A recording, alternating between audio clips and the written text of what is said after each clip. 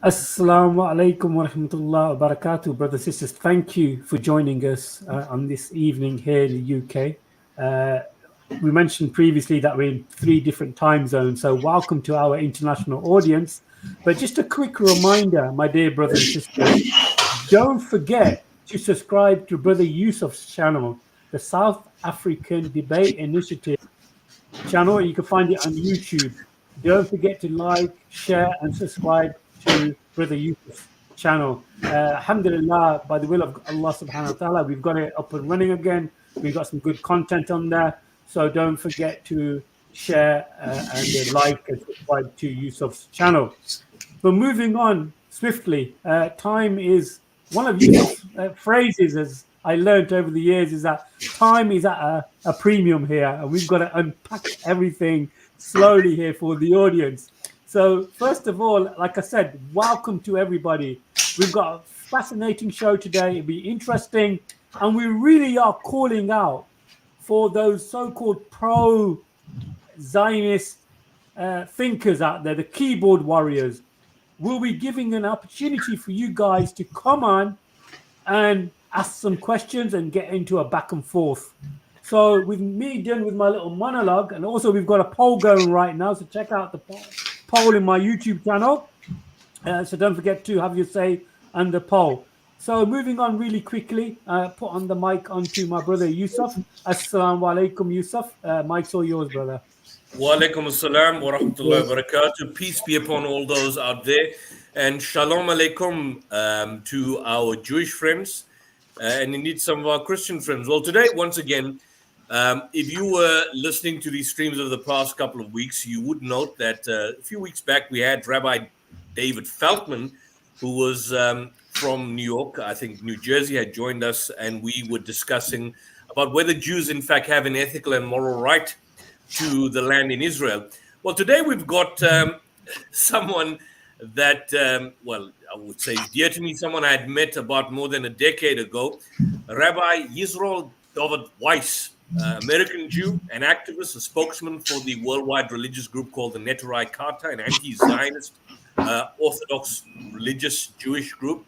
He resides in Monsey, in New York, and he believes that Jews generally should peacefully oppose the existence of the Israeli state. He's made it clear that it's forbidden for us to have a state, even if it would be in a land that is desolate and uninhabited. And Weiss, who himself has lost members, basically most of his family in the Holocaust, states that he acknowledges the Holocaust's historical reality, but has criticized Israelis and the Israeli state over the years for exploiting it, and of course asserting that many Jews in fact oppose Zionism. So this is the key point that you've got here. The general trend has been that for some time and for many months and over the past couple of months that we've been doing the streams, allegations of anti-Semitism. Well, it's quite crucial that the individuals that we have speaking out against the state of Israel have been Orthodox Jews, have been secular Jews. We've had Norman Finkelstein, Jewish, and these are Jewish individuals with a sense in terms of upholding the values of Judaism, which places an emphasis on justice, ethics, and morality. Well, welcome, Rabbi, and it's a pleasure and honor to have you again, once again, as I did with you last year. Thank you, and I'm very appreciative because with the help of the Almighty, we feel it's obligatory upon us. It's critical that we stand up and speak out against the ones who are using my religion in the name of Judaism and presenting themselves as the representative of the Jewish voice, that we uncover and reveal to the world that it's simply a farce, it's false. Judaism and their movement, Zionism, and the supporters, this is totally antithetical, they're contradictory. So we feel it's our obligation. We feel, I should say, our rabbis, leaders of the Jewish community, have always urged the Jewish people that we must speak up. And therefore, first I pray to the Almighty to bestow upon me His truth, His wisdom, that I may be worthy of conveying His message. And so, inshallah, with the help of the Almighty, sanctify His name and bring peace to the world, and really to disqualify, to show the world that they're being misled, and there is a solution to this quagmire if simply they would understand what the issue, the problem is, and what the source and what is the core issue of the Nakba. Well, that's profoundly said, Rabbi. I last spoke to you, I think, in October last year, and when a lot had happened. I think the latter part of October, early November, a lot had happened back then. But it was still in the early months following October 7th. But we now in June 2024. We are now probably almost. It's going to be October's around the corner. We're almost going to be a year since the brutal invasion by the Israeli state against the people of Gaza, and the slaughter, the indiscriminate slaughter. But now what we're seeing, the situation has reached such a state. In the past, it seemed in the past that whenever Israel did any action, Israeli propagandists would always go out there and put themselves out in the firing line to say, look, from their perspective, they were acting in self-defense, which is the same arguments they use now again and again. But it seems that in terms of the propagandist control that they had initially, once upon a time, of mainstream media, and even, platforms like CNN and the New York Times, it seems that they seem to have appear to have lost the propaganda war, and that global opinion, for the very first time in human history, has shifted and changed diametrically opposed to what the state of Israel stands today. Would that be an accurate assessment of what you see? With the help of the Almighty, we are reluctant usually to get in to like a political, or to try to assess where we are standing in the ups and downs of the Zionist state of Israel, because we have a responsibility as Jewish people to, regardless of the strength or weakness of the occupation of Zionism and their state of Israel, we will constantly, because we are Jews and because we are obligated to stand up for God, to stand up to God doesn't need us to stand up for Him, but to explain to the world what is godliness and what is the religion Judaism, that we will not look whether the state of Israel seems to be succeeding or not. We will constantly stand up in the same momentum and the same power to tell the world, to clarify to the world that Judaism and Zionism are really totally antithetical, as I say, contradictory, and therefore, so we are reluctant, sometimes, because people then sometimes get despondent, they get depressed when they say, oh, well, it seems that we thought that now is going to be the moment of that the world is going to stand up and oppose the occupation, and then it went by like we've gone through 76 years. That's a long time, 76 years, and there was a lot of ups and downs. But that said, you are right, of course, that we are finding what they call a sea change in the world. You see that the students are the voice of people who have gone to schools where they are there to be educated, to form their stance in the world, to shape the world in the future, and they have open minds. They are not saddled with obligations, with responsibilities, so they are out there to speak openly what their thoughts are. And we found that in the case of the Vietnam War, we found in the case of apartheid, in the case of throughout the many different wrongs that we've gone through. It was the students who were the doorway, who were the ones who opened the windows and the light to the ones to continue to be able to stand up as a force, and eventually made the politicians uncomfortable and forced the hand of the world leaders. As apartheid would be the perfect example, I would think, because apartheid, the South Africa was recognized for tens of years as a legitimate, respectable entity, was part of the United Nations, and the ones who opposed the South Africa, which's existence was on apartheid, they were the ones in opposition were called terrorists, were considered evil. And even Nelson Mandela, as we all know, was in prison for 27 years. And yet today, everybody understands that apartheid is totally an injustice, ungodly, wrong. And anybody who would attempt to create a new state on the theories of apartheid will be left out of the doors. And everybody understands that. Yet, like I say, for tens of years they were there. What stopped the apartheid? It wasn't that the politicians got together in the United Nations. It was an incessant grassroots movement that, like little mosquitoes, that made the leadership uncomfortable, that eventually it changed. Now, I'm going to really step back and say that it was the Almighty. Almighty ultimately is the one who makes the decisions and changes things. What we are required to do, it was from the grassroots that changed that. We are finding that the grassroots, although this should have been done 76 years ago, and in every year that passed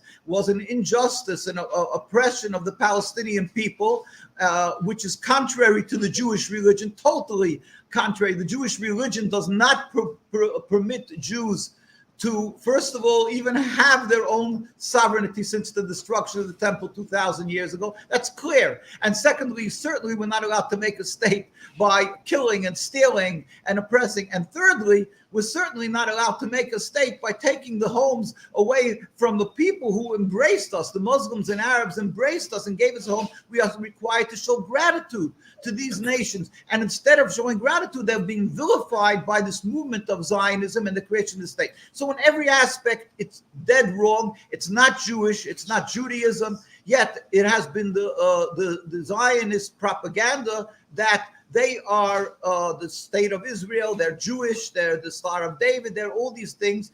And they had this great weapon of using the Bible as their legitimizing force. And secondly, just in case anybody dared to raise their head and question this, they immediately used their second weapon, which was anti-Semitism, that they accused you of hating Jews. Now, there could be nothing more despicable than that. As I said, the Arabs and Muslims are the ones who took us in. So we find that the really, for 76 years, the world should have been in opposition to the oppression of the Palestinian people from day one.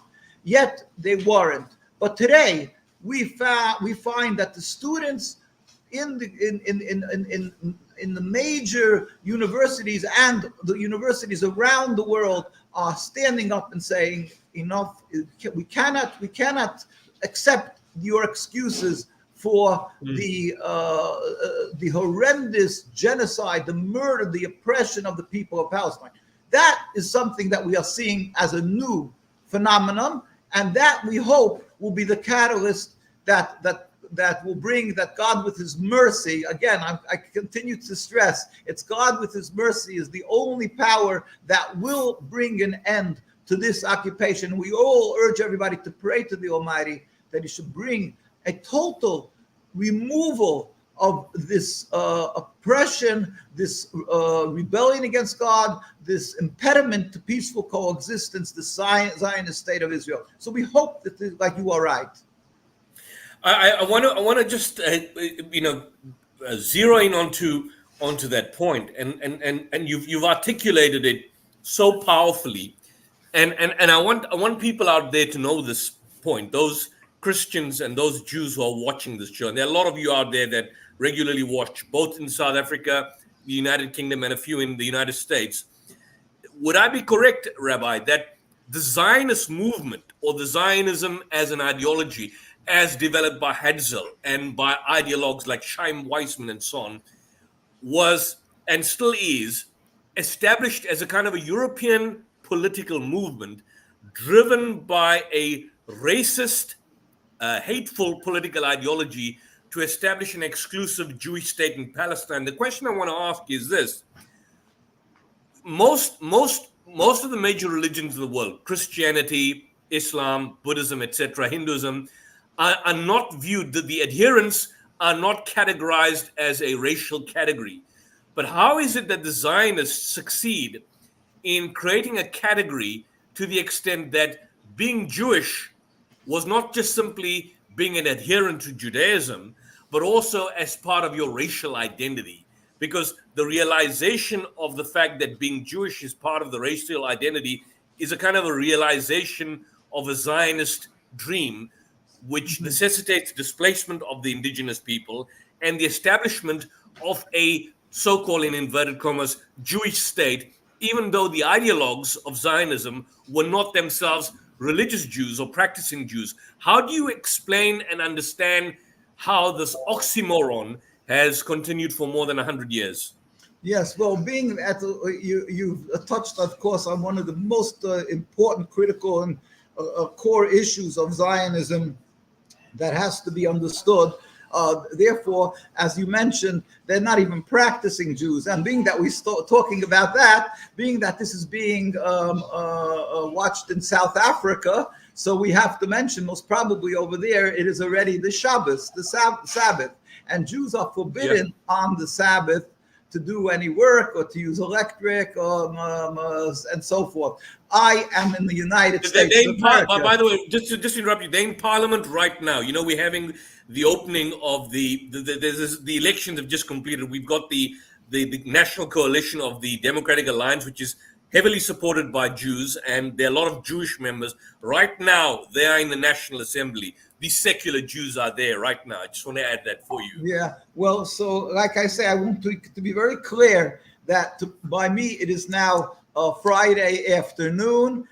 That's why I'm able to be on your program, talking on your program, because it is not yet the Saturday. It is not yet the Shabbos, which as a Jew, we say that God created the world 6 days. The seventh day he rested, which is from Friday evening, sundown, until Saturday, like around an hour and almost an hour and a half, an hour and 12 minutes, 13 minutes after sundown, we are forbidden to use electric, and so I wouldn't be able to be on the program. And we are urging all the Jews around the world to adhere to the to that covenant that we made with God. We made a covenant with God on Mount Sinai 3,000 years ago to be subservient to God. And one of the 10 commandments is to uphold the Sabbath. So I'm urging everybody to uphold the Sabbath.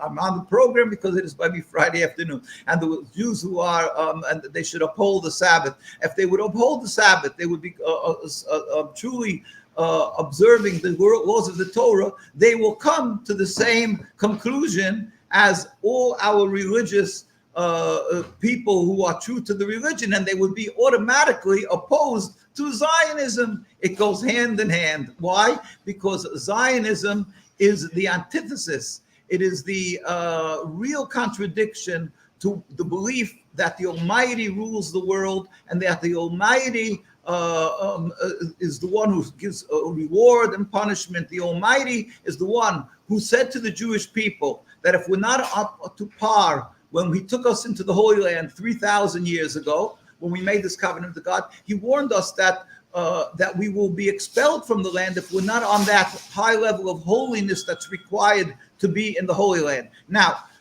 2,000 years ago, there was the destruction of the temple. King Solomon built a temple. And when this destruction came about, the Almighty actually had put the Jews on the oath, 3 oaths, that we are not to return en masse to make our own national home. We are not to rebel against any nations, and we are not to make any attempt to end exile. So the concept of reestablishing a Jewish sovereignty.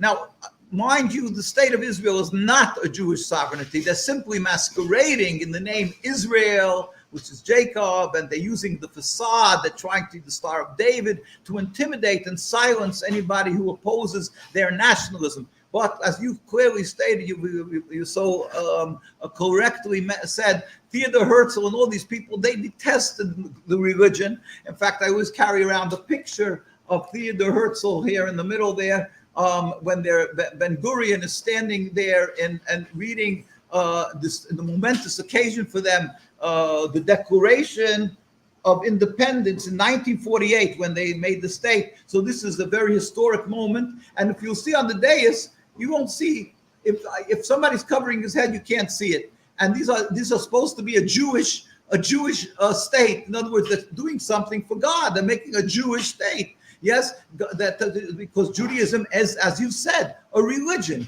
It's to be subservient to God, to accept this covenant that we made with God on Mount Sinai 3,000 years ago. Yet, one of the laws of Judaism is one has to cover their head to show that we have a God above us. And certainly when they're going to have such a historic and momentous occasion, you would expect them to have some rabbis, the great scholars, the saints of Jewish people. But instead, what do you find? These movers and shakers of this nationalist movement, and that they test God because they didn't bring these type of rabbis from the Jewish communities worldwide. These great rabbis who we have so many different pictures of our great saints, whether it would be Rabbi Sonnenfeld of the 1920s, who was in Jerusalem and Al-Quds, from the Sephardic community, Rabbi Chazan, went on and on and on. These great saints from around the world, the very religious communities, were Jews who had beards and payas, we would call it, earlocks, and yet they're making the Jewish state. And who do they have sitting there to make the people who instead of respecting Judaism, they didn't even bring them to their gathering. So I just want to show the duplicity, the hypocrisy of what they are. Yes, they are required, according to the Torah, a Jew who was born from a Jewish mother or converted to Judaism, regardless, a person can convert to Judaism, is required to uphold all the commandments of the Torah. So in a certain manner, it's ethnicity. But if they're not upholding the Torah, they're not considered practicing Jews. And the whole concept of our yearning to be in the Holy Land, the whole reason of our being in the Holy Land was to be able to serve God, because God required of us, when he took us out of Egypt, to go up to the Holy Land and build a temple, and that we should serve him and observing the words of the Torah. If not, as the prophets said, Ezekiel, Isaiah, and the Torah, in the 5 books of Moses, that the land will reject us if we're not on that spiritual level required. And that happened, as I say, with the destruction of the temple 2,000 years ago. And since then, for 2,000 years, our great, beautiful Jewish communities, with their great leaders, saints and holy men, they did not attempt to return and reestablish a Jewish sovereignty, because they understood that's totally a direct rebellion against God's command of being dispersed amongst the nations and not to return. The only manner in which we will be able to return as a Jewish nation is when the Almighty will make this metaphysical change in the world, where all humanity will recognize one God. They will stop being atheists, and the world will be a spirit, as in it's etched into the Isaiah wall across from the United Nations. It says, one nation will not pick up a sword against another nation. The wolf and the sheep will rest together. We say, all the nations will form together and serve God, not become Jews. Not we're talking that everybody becomes Jew, but everybody will get together to serve God. That day will come, and then the Almighty himself, without any human interference, without any human, the Almighty himself will rebuild the temple. That's a spiritual, metaphysical concept. That is what we as Jews yearn for, and that is why throughout our 2,000 years, when we were expelled by God from the Holy Land, and we were living amongst all the nations, and we were being harassed and murdered in Europe, and we went to Arab and Muslim lands, the Arabs and Muslims embraced us. Why did they embrace us? They were scholars. They knew what our Torah says, but they did not find us to be a threat to them. The Ottoman Empire, in Palestine, in Al-Quds, in Jerusalem, why were we not a threat? Because they knew that Jews do not aspire to recreate a Jewish state. We're simply there to serve God, to be holy people, and therefore they respected us. As in the Muslim religion, it states that they should respect Jews who are practicing the religion. And we found in the Muslim communities, whether I'm just returning from Iran, or you go where they live for over 2,000 years, or you go to Egypt, to Tunisia, to Morocco, to Yemen, Jews lived amongst the Arabs. They lived in peace and harmony with a distinctly different way of serving God, a distinctly different. It was never an impediment to coexistence. This is the way we live together. The only impediment to coexistence is the introduction of this nationalist, selfish, flawed concept of taking over the land and calling it a Jewish state. There is where the problems lie. There is where all the bloodshed has started. There is where anti-Semitism raises its ugly head, because Zionism is anti-Semitism. Zionism and the state of Israel is the personification of anti-Semitism. They cause hate. They cause rift. And then the ones who stand up in opposition gets beat down mercilessly. Whether the people of Palestine and Gaza, as we are crying with them and hurting with their suffering, their inhumane conditions, what they're living in now, that they're not living, they're surviving in. It's beyond words. It's satanic.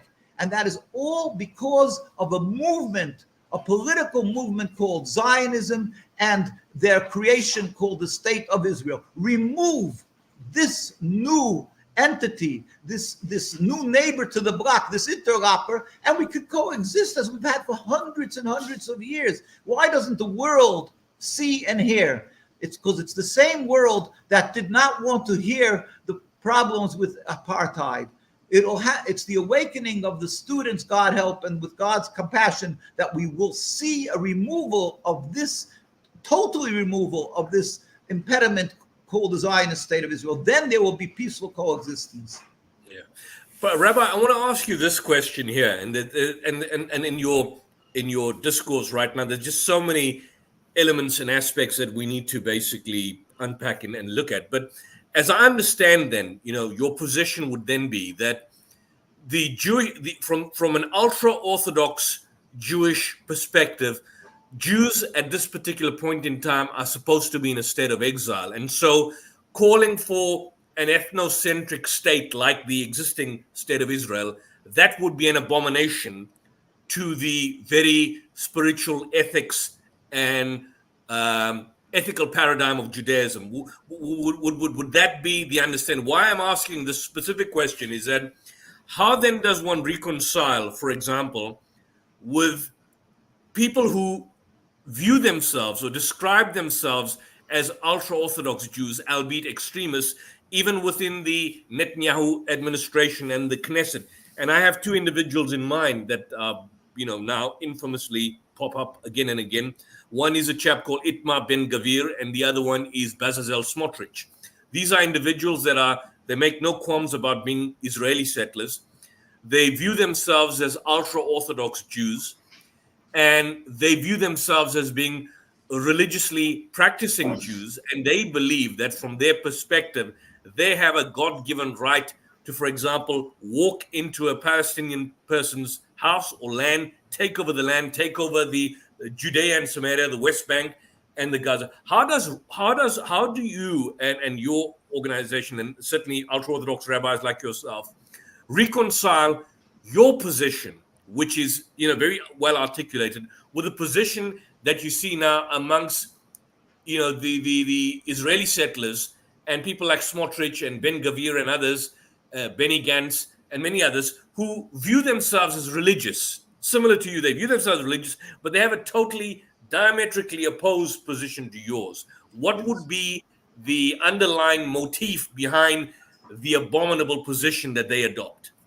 Well, with the help of the Almighty, you are right. It's again a critical point that has to be addressed, because it's very confusing. Anybody who takes a nonchalant look from the side and he sees what's happening, this question has to bear an answer. It has to have an answer, because it is a blatant, in-your-face question. How could it be you have all these settlers who are, you see some with beards, many of them with beards, and yarmulke means they're covering the head, distinctly different than the Zionist movement that started it.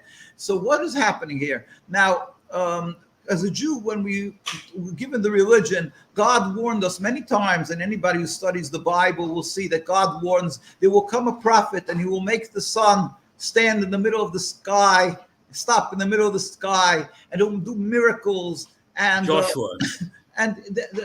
Joshua did true miracles, but he said even if the Torah warns the Jews, it said anybody who studies the 5 books of Moses, it says that they will, if a prophet comes and he does miracles and he shows, and then he says you should worship idols, you should not listen to him. In other words, God is forewarning us that the fact that there will be somebody who is a knowledgeable person, who seems as a saint, he will be a prophet, yet he went awry. He decided to mislead Jews, even though he was a prophet originally. That can happen. And therefore, the Torah warns us, when you see something that is against the Torah, do not listen to even the words of a prophet. So therefore, we had a lot of introductions, and any Jewish youth who studied properly the Torah knows that he does not become swayed or overwhelmed by the words of a person who may look distinguished, who may have the qualifications of some great person. It means absolutely nothing by us. Now, well, I'll give you the example, that the classic example in our teachings, even in the Talmud, it says it speaks about that if a rabbi comes and he says it goes further than that the ones who are part of the rabbinical court in the times of the temple was the Sanhedrin, it was called, and so they had to have qualifications. One of the qualifications is that they would be able to prove a worm. That is, Jews are forbidden to eat pigs, Jews are forbidden to eat worms, and worms, it says many times in the Torah, the 5 times that it's forbidden to eat a worm, and so it's clear, every Jewish religious person knows you're not allowed to eat a worm, and we're very careful when we eat fruits that we should inspect it, that it shouldn't have worms. If you look at you go to a supermarket, to a store, and you'll see it says on it, you have to check this for worms, or it says it's been checked for worms, and so forth. That's just part of the basics of Judaism. Yet the Torah tells our rabbis teach us in the Talmud that a rabbi who was to become part of the rabbinical court had to be capable of prove 150 ways that a worm is kosher.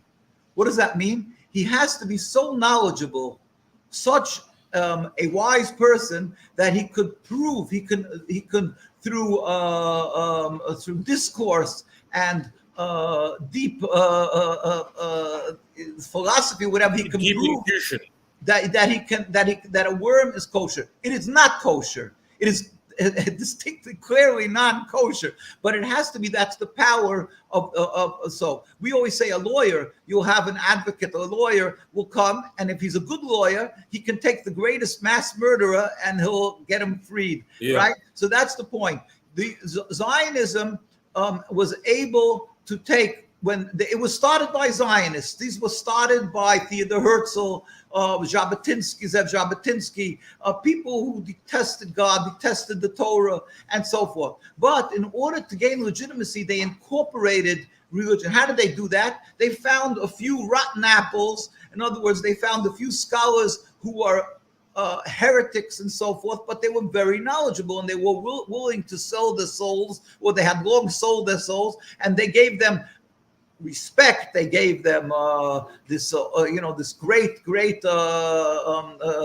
respectability in the communities. They gave them a big paycheck, and they made them their rabbis, chief rabbi. They made a rabbinate and a chief rabbi. Even though we have a rabbinate that's still existing till today in Jerusalem, and that is absolutely, we do not recognize the Zionist rabbinate, but we have a rabbinate. But they made a rabbinate, just like they used the Star of David, and they made they made a rabbinate, and they took these guys. And then they come along, and so now how did they justify this position that they're taking to be pro-Zionist? So the first step is they said, well, yes, they cannot refute the fact that we are in exile. Every Jew says it in his prayers. We say it because of our sins, God put us in exile, not because we were lacking physical prowess, but because of our sins. And every Jew knows that you're not allowed to leave exile. So what they did was they started twisting the little tweaking it. They said yes, but also God told the Jews, do not attempt to end exile. But he also warned the nations of the world, do not oppress the Jews when they're spread out amongst you and the nations. Have compassion on them. Don't oppress them. So they're saying, being that the Jews were so terribly oppressed, therefore that negates and nullifies the oath of exile, and therefore we are able to leave exile early. That is one of the main arguments of Zionism. And can I ask you? Can I interrupt you there and just ask you? I want to share something with you, because this is a kind of so-called spiritual title deed which even atheistic, secular, non-practicing Jews use for their own experience. I just want to share the screen, Brother Muhammad, and then I'll ask the Rabbi to comment. This is a well-known passage. I don't know if you can see the screen, but is the screen present now, Rabbi? It's basically yes. there. This is the common utilization from different. I've got from the King James, New King, and these are all Christian study Bibles. Christian Zionists use this as the I'm talking about the evangelicals, Pat Robertsons and John Hagee's and so on. I will give unto thee and to thy seed after thee the land wherein thou art a stranger, or the land of Canaan, for an everlasting possession, and I will be their God. And this is basically, right. This is the so-called spiritual title. Christian Zionists use this as a basis to justify the existence of the state of Israel. Yeah. What would your response be to this, to them? If you're addressing them, yes. How would you educate this lot? Well, again, I would say to them, look, I'm not going to delve into your religion and tell you how your religion should be or should not be. So I'm asking that we should have the same respect dealt to us, that in our Judaism, we have a clear authorities of the rabbinical authorities that was passed down from Moses to Joshua and further to the Zakanim, and first goes down to our generations. And all the rabbinical authorities, as we put out the book, The Rabbis Speak Out, which is a compilation of all the major rabbis from around the world, Sephardic, Ashkenazi communities, and everyone in their own style said that there is no question about the fact that we are required to be in exile, and that we are forbidden to attempt to reestablish even 1 centimeter, 1 inch of Jewish sovereignty, even in an uninhabited land, and certainly not by killing or stealing. And the whole concept of Judaism is to believe that the Almighty rules the world. It is within his capability, and when he wants, in the blink of an eye, he will end exile. But till that day comes, we are required to be in exile. That is the command of God. And when the Zionists came, it was a joke. It would be a joke if it wouldn't be for the terrible Nakba, the atrocity that emanated from the Zionism. When they came along, who were they? These are people who are coming along and they want nationalism. They weren't even interested in Palestine. They wanted to go to Uganda, to Patagonia. They wanted a lush, a productive land. And the only reason they ended up in Palestine is because they wanted the Christian right to come along and support them. So they said, we need mass backing to make a land, so we'll turn to Palestine, and then wave the Bible and say and count on their ignorance, basically, of the Torah teachings, and we'll say to them, this is the land that God gave us. Yes, it says in the Bible what you said, that God gave us the land. And we believe ultimately the day will come when there will be, as I say, a revelation of the Almighty's kingdom, and all humanity will go up together and join and take the Jewish people up to the Holy Land, where we will serve God in harmony, all the nations, but it will be the will of the world. Of course, Islam, Christianity, they have a totally different concept of the end of time, but they do not deem us a threat, because our end of time is different, because we're never allowed to make any, to preempt or to make any steps to acquire this end of time. It's because it's not a physical concept. It's a spiritual concept. We cannot take a gun and shoot ourselves out of exile. That's ridiculous. God put us in exile. There's no possibility of our trying to shoot against God. God says you're in exile. You must remain till when the Almighty will make this spiritual happening where the world will serve God in harmony. All the nations will join together and say, let us go up together. The sheep and the wolf will rest together. When you'll show me the sheep and the wolf resting together, then you'll know that we're at the end of time. So this is not a concept. Zionism is a purely nationalist movement that's simply illegally, illegitimately, unacceptably using the religion as a front, as a facade, to intimidate, to silence anybody who dares to speak up, and to turn to Hagee and to all these Christian rights and say, hey, come on, let's go, support us. They're the ones who are supporting. Why is it? You tell me, why is it that around the world, invariably, the most religious Jewish communities, whether it is in Mea She'arim, that's the heart of Jerusalem, of Al-Quds, where the very religious live, or you come to New York, where the second largest community in the world of religious Jews, right across from Manhattan, you can't miss it, in Williamsburg, Brooklyn, the most concentrated religious Jewish community, where they're very religious. They give their lives for the religion because they have private schooling. Everybody sends their kids to private schools, and we have families of an average of 6 or 7 children because we don't have family planning. It's forbidden for us. So, and everybody gets married at the young age. We have large families. So it costs us education, kosher food, Jewish clothing, Jewish attire, and on and on and on. We give our lives for our religion. Yet, there is not one Israeli flag flying in our communities. The same as in Canada, Montreal, or in England, in Stamford Hills. There is a reason for this. The reason is because if it would be something that is critical or a positive issue for Judaism, then you will find more than one flag. You would find it covered in Israeli flags. But on the contrary, the Star of David. Where does the Star of David come from? Yeah, so they're using this as it's a Jewish symbol, but they're using that on their flag in order to show that they are, religion, they are godliness, and therefore you should support them. But the very religious are saying, we're not with you, my friend. We're not with you. We totally. So Rabbi, would you then categorize the present Israeli state as a satanic state in the sense of, entirely, simply for what? So it would be a satanic state. Netanyahu, the entire Knesset, these are satanic evil people. If you explain to me why for 76 years Jewish people never carried a gun, never carry a knife. We are on the streets of Jerusalem demonstrating, and you can see the police forces that are there and standing and oppressing them. You can see this is in the streets of Jerusalem. Stop Zionist massacre. Just hold that thought now. I want to show you a clip. Rabbi, and I don't know if you can probably see this. This is a clip of the Neturai Kata in Israel. I just want you to see this. And this is a moment Israeli police attack these anti-Zionist Jews in Israel. Just have a look at this. Look.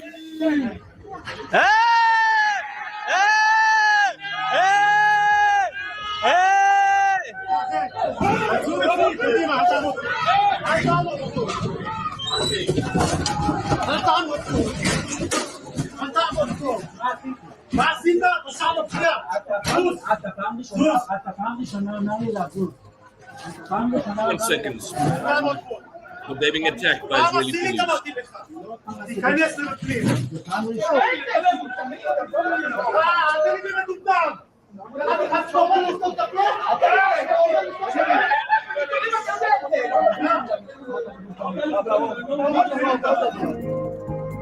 So basically those are ultra-Orthodox anti-Zionist Jews being attacked in Israel by the Israeli police. Why are they attacked?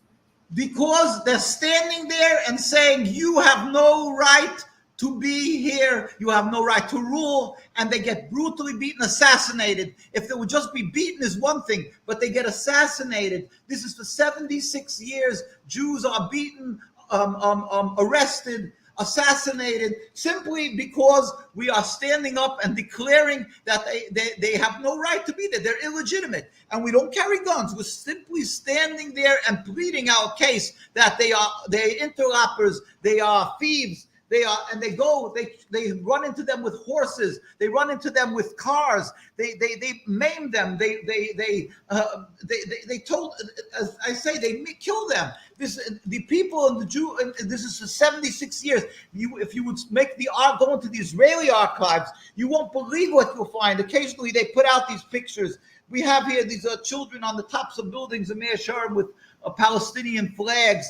You have girls and boys, when they turn 17, become criminals because they refuse to serve in mandatory service in the IDF. They refuse to serve, and you see them praying and crying behind bars. This is what is happening daily, and I remember as a child, we go out in the streets and in front of the UN and cry and plead with the world that they should stop them. Now, if this would happen, these attacks on Jews, in any other country of the world, there would be a scandal and they would be called anti-Semitic. Yet this is happening with impunity for 76 years and more in the streets of Jerusalem, Al-Quds, and in other parts of Palestine, in occupied Palestine.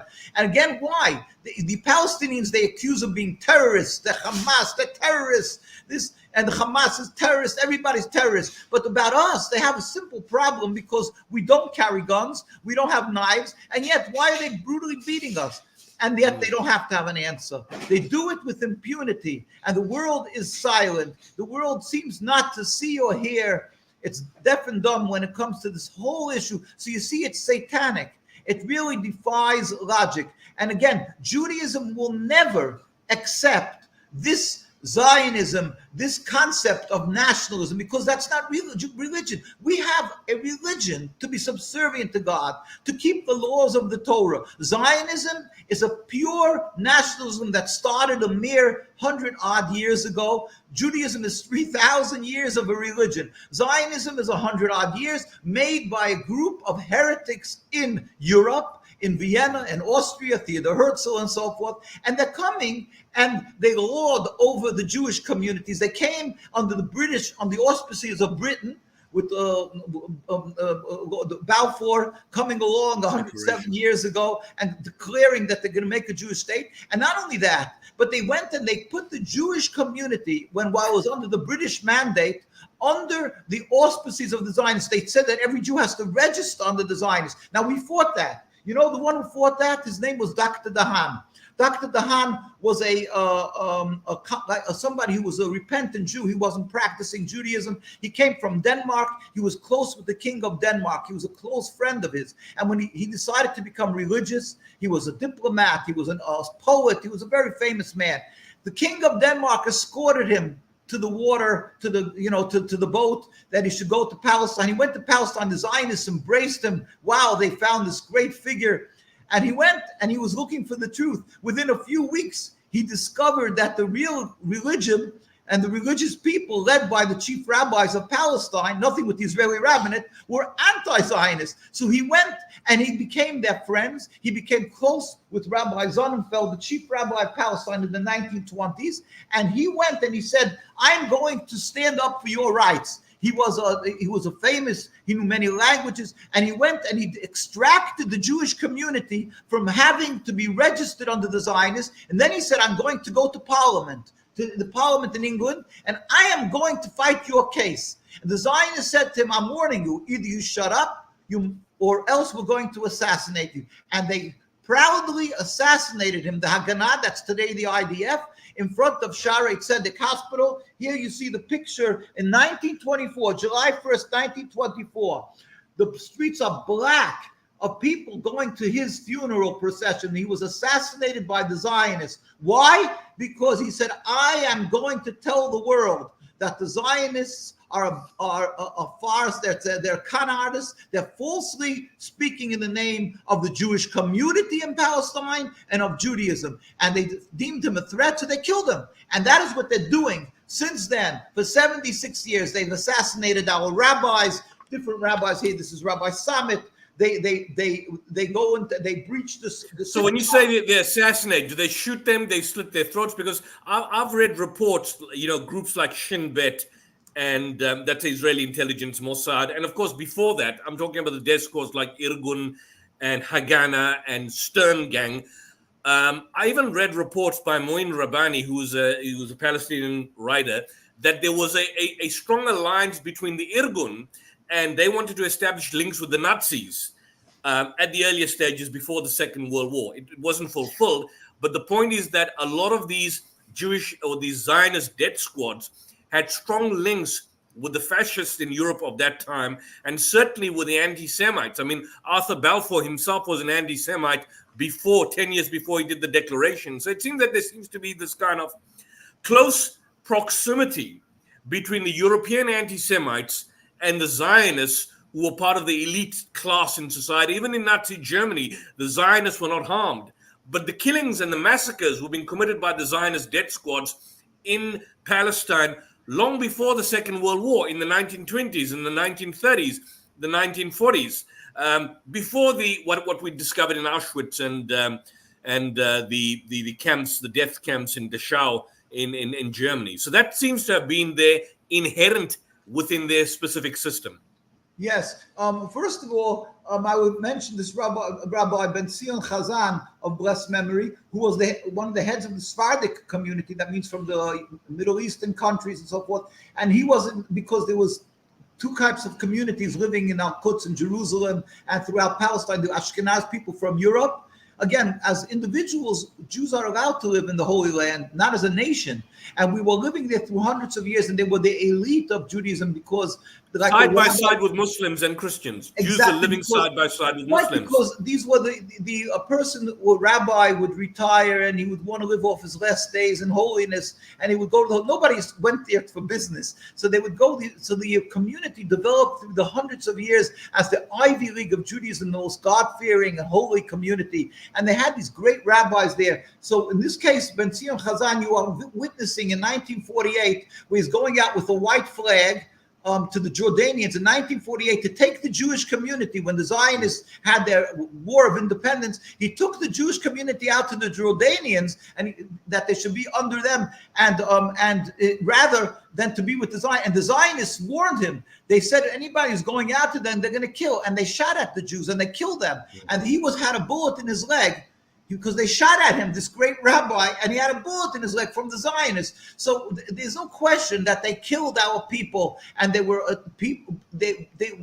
people were deathly afraid of them. And what they did was they took people off the boats when they came out of the Nazi concentration camps, and they put guns in their hands and put them up to the front, and they said that the Arabs are the Nazis. I mean, we have many such stories. Here you have but the different tactics that they use, we don't even know what they're using, but we do not put anything past them, because they have lost the godly morals. They've lost the Torah. They don't have the Torah, and they do whatever they find is beneficial or something that will further their cause. They're ready to sacrifice on the altar of Zionism, just as we see today the terrible, horrendous oppression, death and suffering of the people in Gaza. This has been going on for 76 years and more. And it's been going on for the Palestinian people, and the Jewish people are being oppressed by them. I'm not going to say they're throwing bombs on the Jewish people with 76 years like they did to us.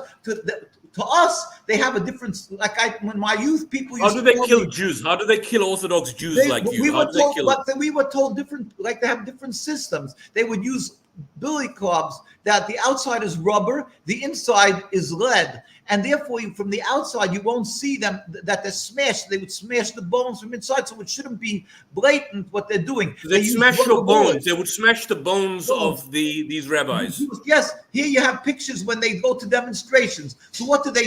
They use chemicals. as you can see, these they're using a certain they're called stink water. Now this happened. Well, they're in using Colombia. white phosphorus on Palestinians now. White Right. phosphorus burning the Right, skins. but I'm just showing the different tactics. This is in order to discourage demonstrations. So they spray them with that destroys their clothes. They're poor people, and that they can't get the smell out of themselves and out of their clothes, finish their clothes. And they just happened in Columbia University, which we go to every day almost. We go to the universities, and it happened a few two months ago or something. So some two Israelis came and they sprayed, and they got sick, the students, and it became a big scandal. What did they sprayed them with what that's doing to the Jewish people in Palestine for years now. They're spraying us with those chemicals, and the world is silent to that. You see, so I'm just showing that this is they have many tactics and approaches. They use psychological warfare. Nobody is safe in their homes. In the middle of the night, they crash into the homes. That's their ideal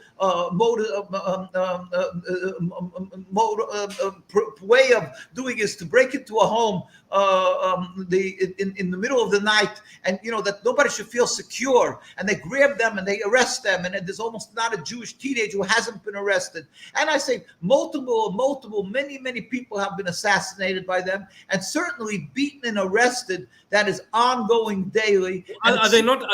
Is there never any criminal investigation? I mean, certainly if there's, for example, I see Palestinian children being kept in administrative detention, children as young as 12, and for example, anti-Zionist rabbis who are killed or assassinated or taken away by the Israeli death squad and the IDF, and certainly the Israeli intelligence. Is there no legal avenue or ambit? Because they always present this, all their propaganda spokespeople say, we're the open democracy, we're the only democracy in the Middle East. Is there no legal avenue for anyone to, for example, pursue to the police or to the courts or anything along that line? Well, it's extremely hard. First of all, because of course they're police, and it's all a farce. Their courts and everything is one a big farce, and they're in support of them. And we did report many times Jewish people went and they complained to the human rights groups and so forth. But they're very careful in their approach. How they attack the Jewish community, because they are very careful that there should not be anything blatantly.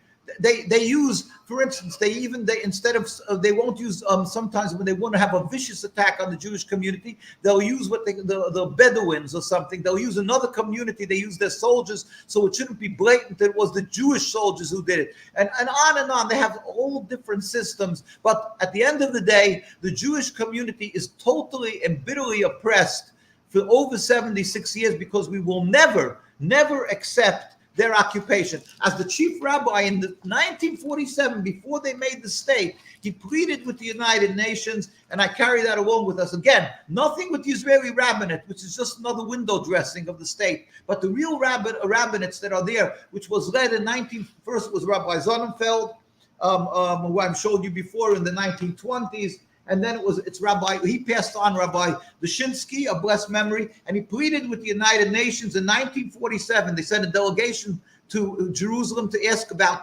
creating a Jewish state. And he said, we furthermore wish to express our definite opposition to a Jewish state in any part of Palestine. This is declaration before the United Nations, July 16th, 1947. This was the view of the Jewish community that continued. He passed on. We had other rabbis. Here you see they're taking up of another chief rabbi.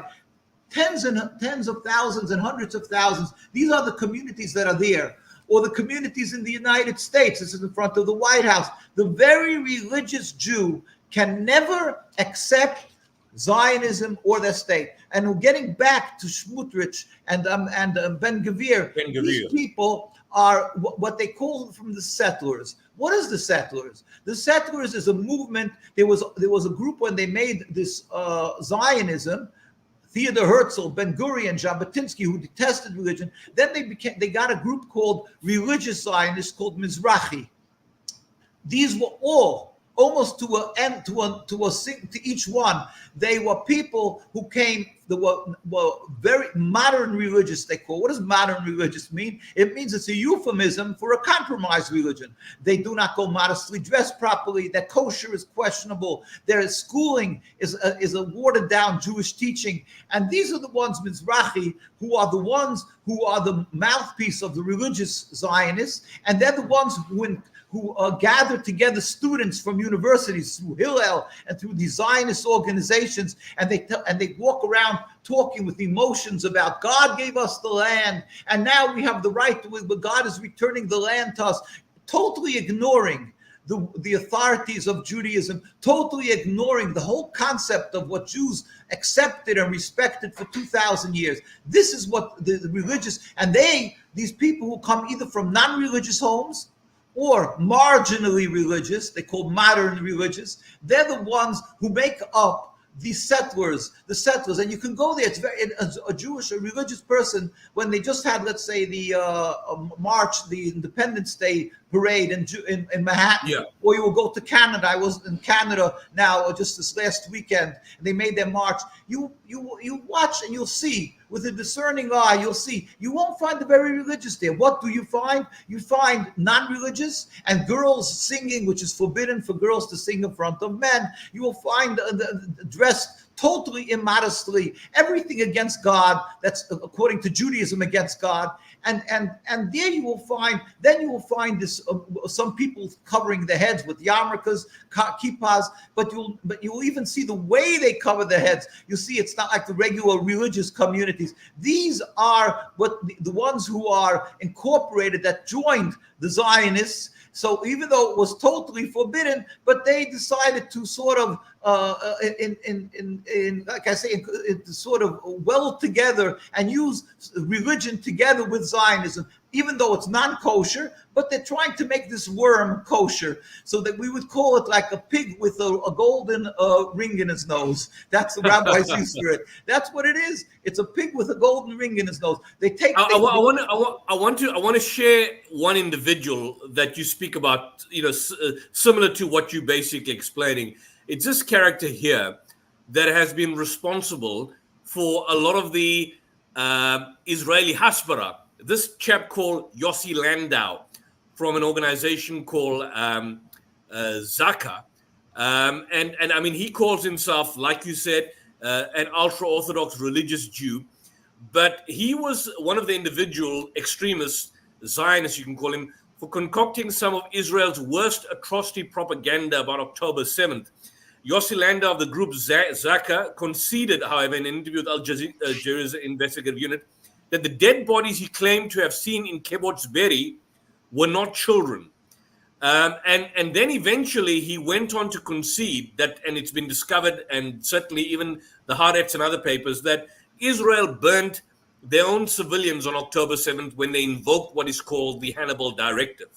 My question is, how has Israel been so successful in atrocity propaganda for so many decades? And in particular on this instance, because it was their atrocity propaganda, that the beheaded babies and the mass rapes and the burning and all of that, which has now been totally collapsed. But that was the initial basis for basically justifying the genocide. I mean, even Netanyahu, for example, he told the US President Biden about beheaded babies.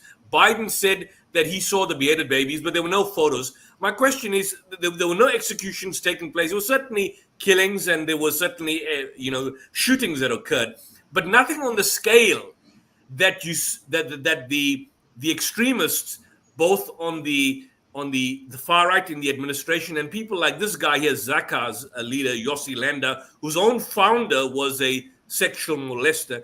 Nothing on that particular scale. How have they been so successful in their propaganda? And do you know anything much about this individual here and the organization called Zaka?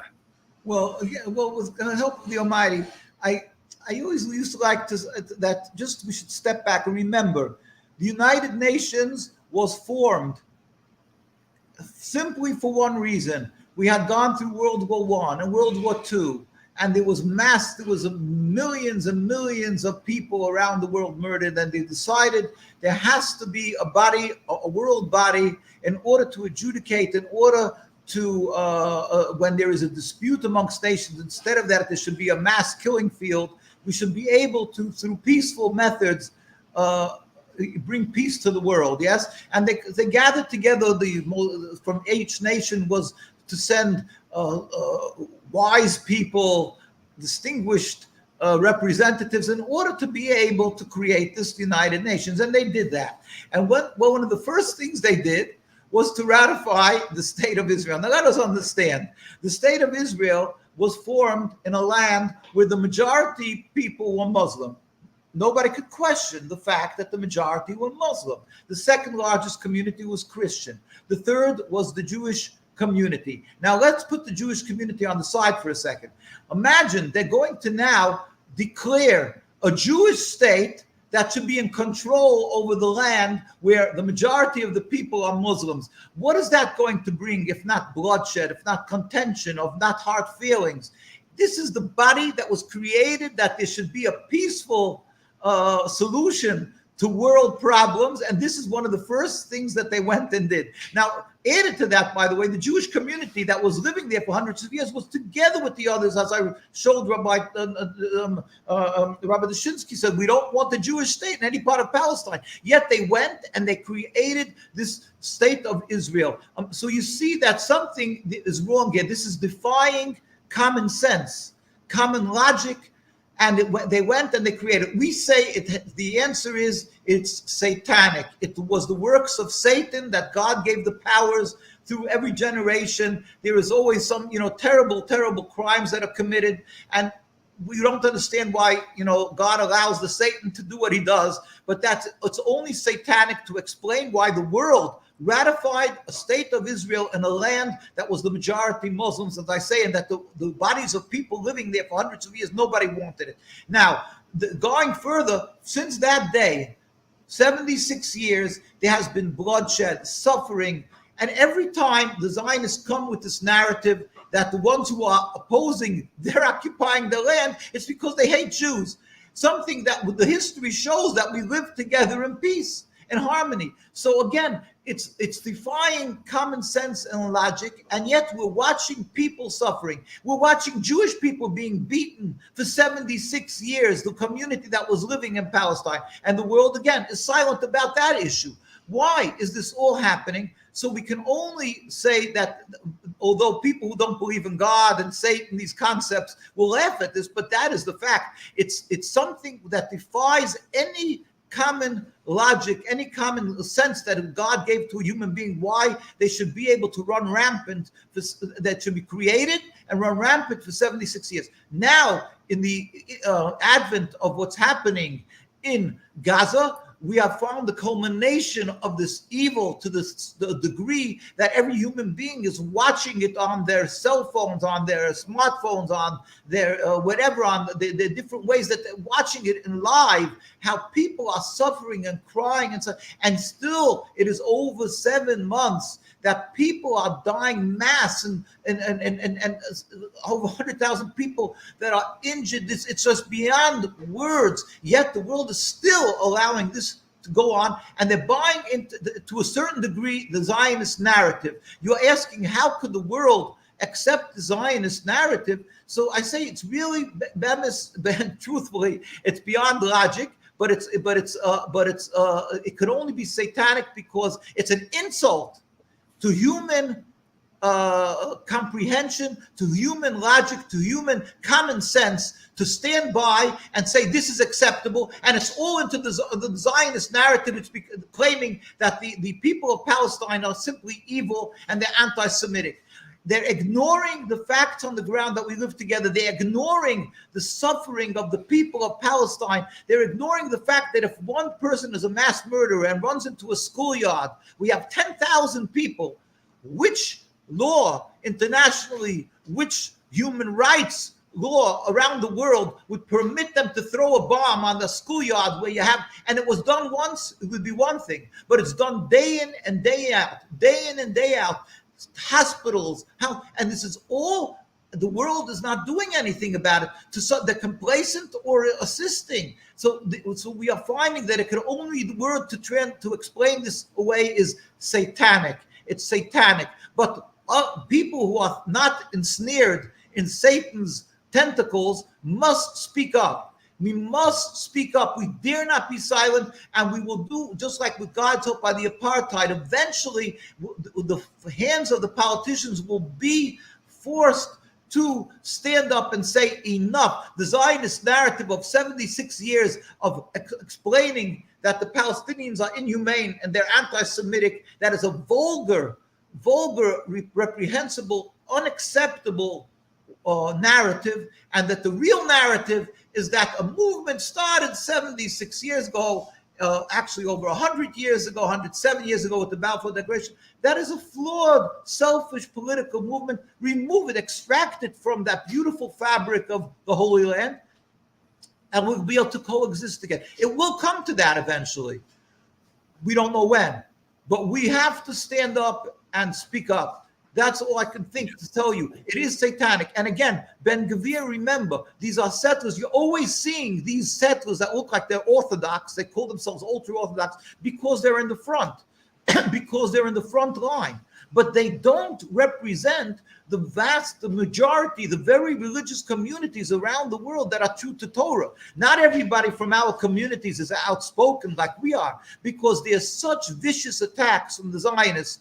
In our Palestine is out of the question that they get beaten, arrested, and murdered. But even around the world, we get death threats. We get. Have you received death threats? Because I remember some years back when you were in South Africa, you alluded to something. Have you and your organization of Ultra Orthodox, have you received death threats from the Zionists? Constantly. Us, our families. So they threaten to kill you, assassinate your family, kidnap you, all of that. All the time. This is something that has been ongoing, and that's why that silences people from being outspoken. Even though the chief rabbi of Palestine, Rabbi Teitelbaum, who, by the way, he was in the 1950s and 1960s and 1970s, he moved out of Palestine. He moved to New York, and he urged his followers, if they could possibly leave and get the visas, which is very hard, that they should move, to a Jewish communities in Canada and England and the US. And tens of thousands moved out because of his urging. He said, when you're being there, you don't know how you're giving them support and how you're gaining support from them. So he urged people to leave, and many, many people tried to leave and left. But the rest who are there are fighting from within. And not everybody, as I say, can be outspoken. And if in the United States or throughout Europe, I constantly are in contact with people who keep on telling us, we would love to join you, but we can't. We're afraid. But in our communities in New York or in part of New Jersey or in England, and it's certain areas where they're very insulated, that have a large Jewish community, that they feel strong enough that they can stand up to Zionism. They go out and demonstrate. But that said, there's the voice of religious Judaism that's true to the Torah. Whether they are outspoken or not, they are crying and hurting with the people of Palestine. We cannot accept it. It's not our religion. It's not Judaism. It's Zionism. It's nationalism. It's simply masquerading in my religion. And you go to the parades, you can see anybody who understands religion will understand how hypocritical, how false that is. Judaism tells us boys and girls dancing in the streets. That's so anti-Jewish. The whole concept, blatantly, they keep the 10 Commandments. Yet we have the Sabbath. They go. Israel is rioting and singing and the largest gay pride parade festival as well, right? Yes, and the largest gay pride parade festival in the world is Israel, Tel Aviv. Exactly. This is all on the Sabbath. They have no respect for the Sabbath, no respect for any of the commandments of God. They change the language. We have Lashon Kodesh, the holy language that the Bible is written in. When they created the state of Israel, ask them, what is their language? You tell me, what is the language of the state of Israel? Do you know? Hebrew? Ivrit, they call it. Ivrit. What is Ivrit? What was wrong with our language was called Lashon Kodesh, the holy language, because they detest God so much they changed the language even. Why? Because they don't. It's not a Jewish state. The word Satanic Jewish state. is only used as a propaganda spiel, something to be able to silence, to intimidate, to attack others as anti-Semitic. They changed the law system. The Jews have the Torah that we live and breathe by for 3,000 years that God gave us. If Jews have, God forbid, a dispute, it must be adjudicated by a rabbinical court. If God forbid a person has a dispute with another Jew and he goes out of the Jewish court system, it's considered blasphemy because you're saying God's Torah is not worthy, is not good, right? That the other court system is why. Yet when they created their state, they made a Supreme Court and a court system that's Netanyahu is waiting to be sentenced in, by the way. But anyway, they made a whole other court system. Why? Because they're only using the rabbinical court as a window dressing, that if somebody, they should be able to justify their taking over Arab lands. But for their own selves, they have the Supreme Court. They have a court system because they hate God and the Torah. And I can go on and on and on. These people. I want to ask you something on that, because we've got a character that wants to join us shortly. But before we bring him on, by myself, Muhammad, an individual called Mike. One of the other aspects, which I've asked Rabbi David Faltman, is that, they always want to put the American imperialists and the Western media want to put this as a kind of a war between Muslims and Jews, or between those Muslims who are bent on anti-Semitic or anti-Semite or anti-Jewish. Now, you, Rabbi, you have met, as I understand, you've met the Hamas leadership. You've met Ismail Haniyeh. You've met Hassan Nasrallah. How did you find them as individuals? I've never met them. I would like to have met them. But as individuals, did you find them extreme in their positions, anti-Jewish, hatred towards Jews in your interactions with them? Well, okay. Well, first of all, I was in Gaza. First of all, when they made the PLO, so our representative from the religious community in Jerusalem went, and we had to send somebody as a representative. His name was Rabbi Moshe Hirsch, of blessed memory. He was a member of the PLO, and the Zionists put acid in his face. By the way, Zionists threw acid against him for meeting Arafat. In his face, and he became he became blind in one eye, and barely was able to see from the others. What we understand was the head of Zaka, who was the one who did it. By the way. But that's another story. We don't have any court proofs of that. Now, after he passed on, and then we, as a Jewish communities, we went to Gaza. We brought medical aid, and we also met with their leadership. He was the prime minister, Ismail Haniyeh, and gave us a present, and we gave him a present. So was that your meeting with Ismail Haniyeh? Yes, and him and the other people of the leadership. We went to visit the orphanages. We cried with those people who suffered because of the Zionist attacks. We embraced them, and he spoke. How was Ismail as a person? Was he anti-Jewish? Extremely nice, and he spoke many times. We just met with him a few months ago in Turkey. There was a meeting for Palestine, and he spoke. He keeps on saying, "I'm not against Jews. We want to simply live in peace, but we don't want to be occupied." That is the message of him and every single leader of any Arab and Muslim community. They are simply, the words are twisted. Any country, Iran, the words are twisted. Anybody who differentiates and clarifies there's a difference between Zionism and Judaism becomes a persona non grata, becomes a evil person and an anti-Semite in capital letters. Why? Because they're undermining the cause of the Zionism for their existence. Zionism says we have to exist because everybody hates us. We need, we're protecting the Jews. And when people come along and say, "Excuse me, we simply are against the crimes that you're committing. We're not against Jews." In the case of point of Iran, they say, "Look, we have Jewish community that is thriving here. We have synagogues. They're praying, they're learning, they're studying, they're living their Jewish lives, and it's no problem." In fact, we give them respect. We give a member of parliament for the Jewish community, even though they don't have, according statistically, enough Jewish members for a parliament representative. Yeah.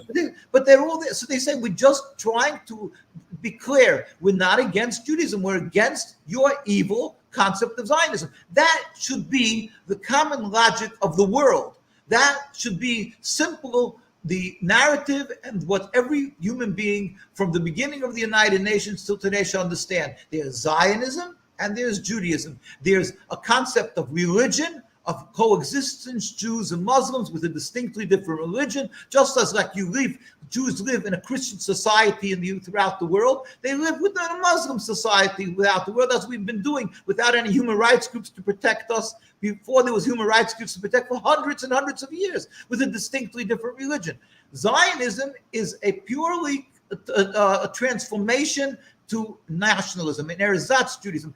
That is a flawed concept. That is a wrong concept. That is what Hamas is saying. That is what Hezbollah is saying. That is what Iran is saying. And that is what our rabbis around the world are saying. But the world, because of satanic influence, is buying into Zionism, but not forever. It will stop. In the Torah, it says, God says, why are you rebelling against me? It will not be successful. The state will end. We only pray to God with his compassion and mercy that he should bring a speedy and peaceful, total removal of this impediment to peace, of this occupation, of this Nakba. God can do it. Just as the USSR overnight ended where they didn't permit religion, today in Russia is permitted, of course, religion. It ended overnight. This can end overnight. It will end. I urge everybody to pray to God and do not be silent. You are not anti-Semitic by speaking up against this. Zionism and their state is the personification of anti-Semitism. They are the cause of so much bloodshed. They not on the cause. They are pure.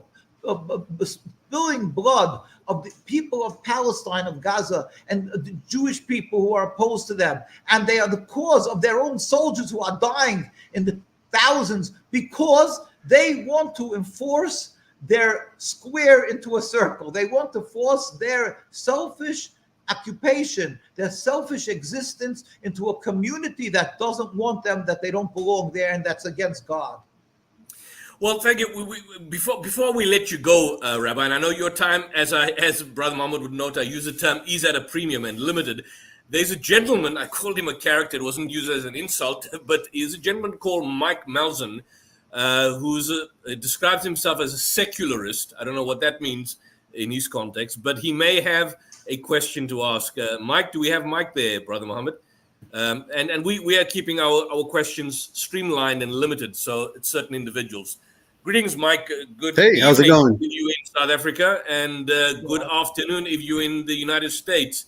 But any question you've got to our good Rabbi here? Yeah, he's in South Africa. I just wanted to say again, now and we are not in South Africa. We are in New York, where it's Friday afternoon, so we are able to be on this show. Right. Yeah. I hope it's not the Sabbath by you, Mike. So you should be observing the Sabbath. But anyway, questions to the Rabbi. Yeah, I'm in Florida, so I'm on the same time as the Rabbi here. First, I want to say, Rabbi, I think you got to give a little credit for the fall of the Soviet Union to the American arms race. I think we kind of bankrupted them. Maybe give Reagan a little bit of props for that.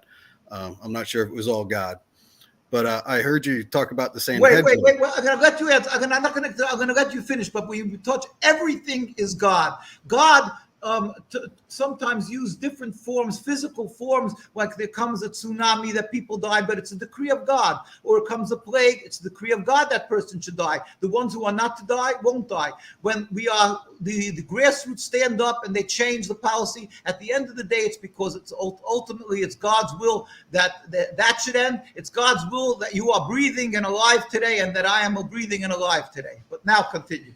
Sure, as the Muslims would say, inshallah. But I'm an atheist, Rabbi, so that's all good and well. But anyways, my main question was, I heard you mention the Sanhedrin, and I'd never heard of it before until I saw Sam Harris on Fareed Zakaria's show after Ben Affleck yelled at him on Bill Maher's show.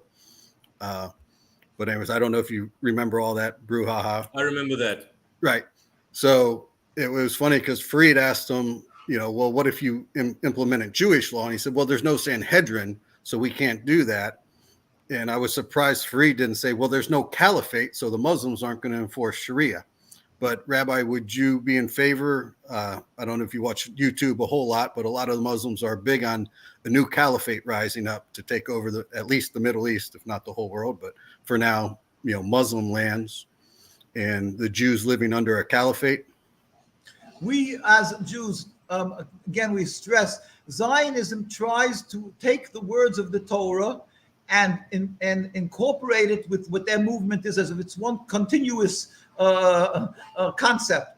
But in truth, since the destruction of the temple 2,000 years ago, the whole concept of Sanhedrin, of the Jewish rule, is non-existent. It can't happen. It will happen, we believe. There will come a time when the Almighty, as I said, will make a metaphysical, one of our great rabbis, Rabbi Beck, used to say that just as you can't explain the difference of colors to a blind person who never was able to see, the metaphysical change in the world, when they beat the swords into plowshares, and there'll be sheep and the wolf will be together, and there'll be a concept of all the nations joined together and going up to serve God. And that is the concept of the end of time, according to Judaism. So we are not aspiring to create this. We are aspiring to the revelation of God. We are not aspiring to return because we want to buy a piece of real estate in Jerusalem. That's totally not what we're interested in. We're interested in the closeness to God that we are lacking since the destruction of the temple. That's what Judaism is all about, that we are serving God. We are trying to use our lives to bring respect to God, and the pinnacle of this respect to God will be when God will reveal his glory and all humanity will serve him together. So our concepts of exile is 2,000 years simply of doing our thing, keeping the Sabbath, keeping kosher, and it says emulate God. Mahu racham afat teracham. Just as God is compassionate, you should be compassionate. And ideally, when a Jew would be doing everything according to the Torah, he will be a light unto the nations, which is the phrase used. In other words, that people will see how a person is godly. But the godliness has nothing to do with this concept of reestablishing any type of Jewish sovereignty, which is not to be through human force. That is a godly issue that will happen in the future, and that is why, as I said, Jews and Muslims had no problem of coexistence, because Muslims knew that yes, we have a distinctly different belief in the end of time, but it's neither here nor there. Who cares? Okay. I'm not sure you really answered my question about. Well, let me make it more clear, Mike. I think what Mike wants to know, and I think maybe we could spell this out more particularly, Rabbi. Rabbi, from your perspective and your understanding of history, and it ties up to Mike's because I understand the underlying motif behind his question. Were Jews, ultra-Orthodox Jews, better treated under, for example, the period of the Khilafah, like the Ottoman Empire, or were they better treated under the State of Israel? Would that be a more accurate representation of your question in terms of where it's leading to? Would ultra-Orthodox Jews, were they better treated under Muslim rule, for example, during the Spanish period, during the Ottoman Khilafah, and even earlier in the Abbasid period, or would they have a better status in Israeli society under the Zionist autonomy? The Zionist autonomy is something that's a total satanic. It's a rebellion against God. It has nothing with Judaism. It's wrong. It's terrible. They're oppressing Jews from day one, totally oppressing, physically in any manner they can. They're trying to break the backbone of the Jewish community. They try to destroy every aspect of Judaism, whether it's they dig up graves for archaeological purposes, whether they try to make a swimming pool right in the center of the very religious community. And when the Jews complain, they say, "Oh, you don't have any respect for other people," or so on and on and on. So that's one issue. The issue of Sanhedrin, maybe I misunderstood. The concept of Sanhedrin was a concept that there was a Jewish authority when it was under the Jewish rule at that time. But that is something that totally doesn't exist today. It's non-existent for 2,000 years, and it's not relevant to us at all, and has no connection, and Zionism cannot connect itself to it. There's no way it can connect it, because we are distinctly commanded by God that we are in exile, and this whole concept that they want to somehow relate the two and use it as a weapon to do what they're doing to the Palestinians, it's just a falsification. They're using it falsely as a weapon. It's like using a false identity card to be able to gain entrance into a building. Okay, but you still want to live under Jewish law, right? What No. courts? I mean, that ideally, of course, courts or something, right? I would Don't you guys have love. your own courts? I would love. I would love that God should reveal His glory, and that it should be the utopia when God, there will be peace in the world, and God will build a temple. Of course, that's what we want, because that's, like I say, the pinnacle of the respect for God, and that we want to, that we pray and have all our prayers. If you open a prayer book of Jews, all our prayers are concentrated on the sanctification of God's name, which will come about ultimately through the revelation of God. But till that day comes, just by simply doing our thing, our good deeds, being kind to people, giving charity, upholding the Torah, that's what we're doing to serve God with our lives. It's not the Sanhedrin. The Sanhedrin is not an issue by us. Okay. It's not an issue at all. No Sanhedrin. It's not coming back. That Sanhedrin eventually, like I say, with the revelation of God, when it will be everybody will respect. There will be peace, and like it says, the nations will even find the people of the world that are Jewish and say, "Hey, you belong over there," and the whole different world concept. It won't be Is that when the Messiah comes? When the Messiah comes, with God's help. And we hope for that. We pray for that. I'm not embarrassed to tell a Palestinian that I'm hoping and yearning for the rebuilding of the temple. But the rebuilding of the temple is not going to come at the cost of that the nations of the world won't be, wanting to. Everybody will be wanting to serve God with this revelation. Like I say, it's a metaphysical change in the world. That's it. But it's a future concept that.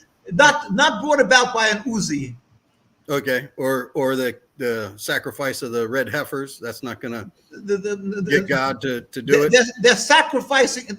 Zionism is sacrificing not a red heifer, but the whole of Judaism with what they're doing. That I could tell you.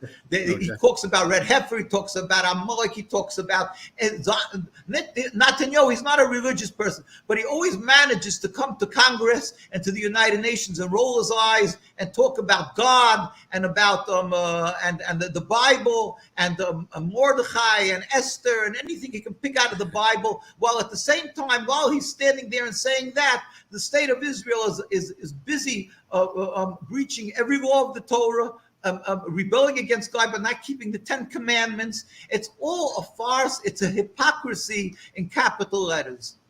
Okay. Well, I don't know how much time you got, but speaking of the Bible, does that clear your answer, Mike? Is there anything else you want to raise? Are you satisfied with the response? Real quick, seems how he's in New York. Sure, that's great.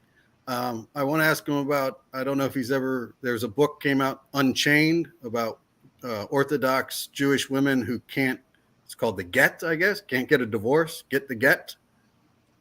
Well, there's Jewish law of how a person, which is a technical concept of getting a get. By the way, that's just another point. Very interesting point that you bring it up. A get is something that a divorce. Get means a divorce. Right. Simply. Right. A Jewish woman gets married, is required to get a Jewish divorce. If not, she's legally bound to her husband. And if she marries somebody else without a get, then the children from the second marriage will be considered bastards. She'll be living in sin with the second husband. There's requirements for that get. So there's a whole rabbinical, there's a whole system about how it works and how they're supposed to get.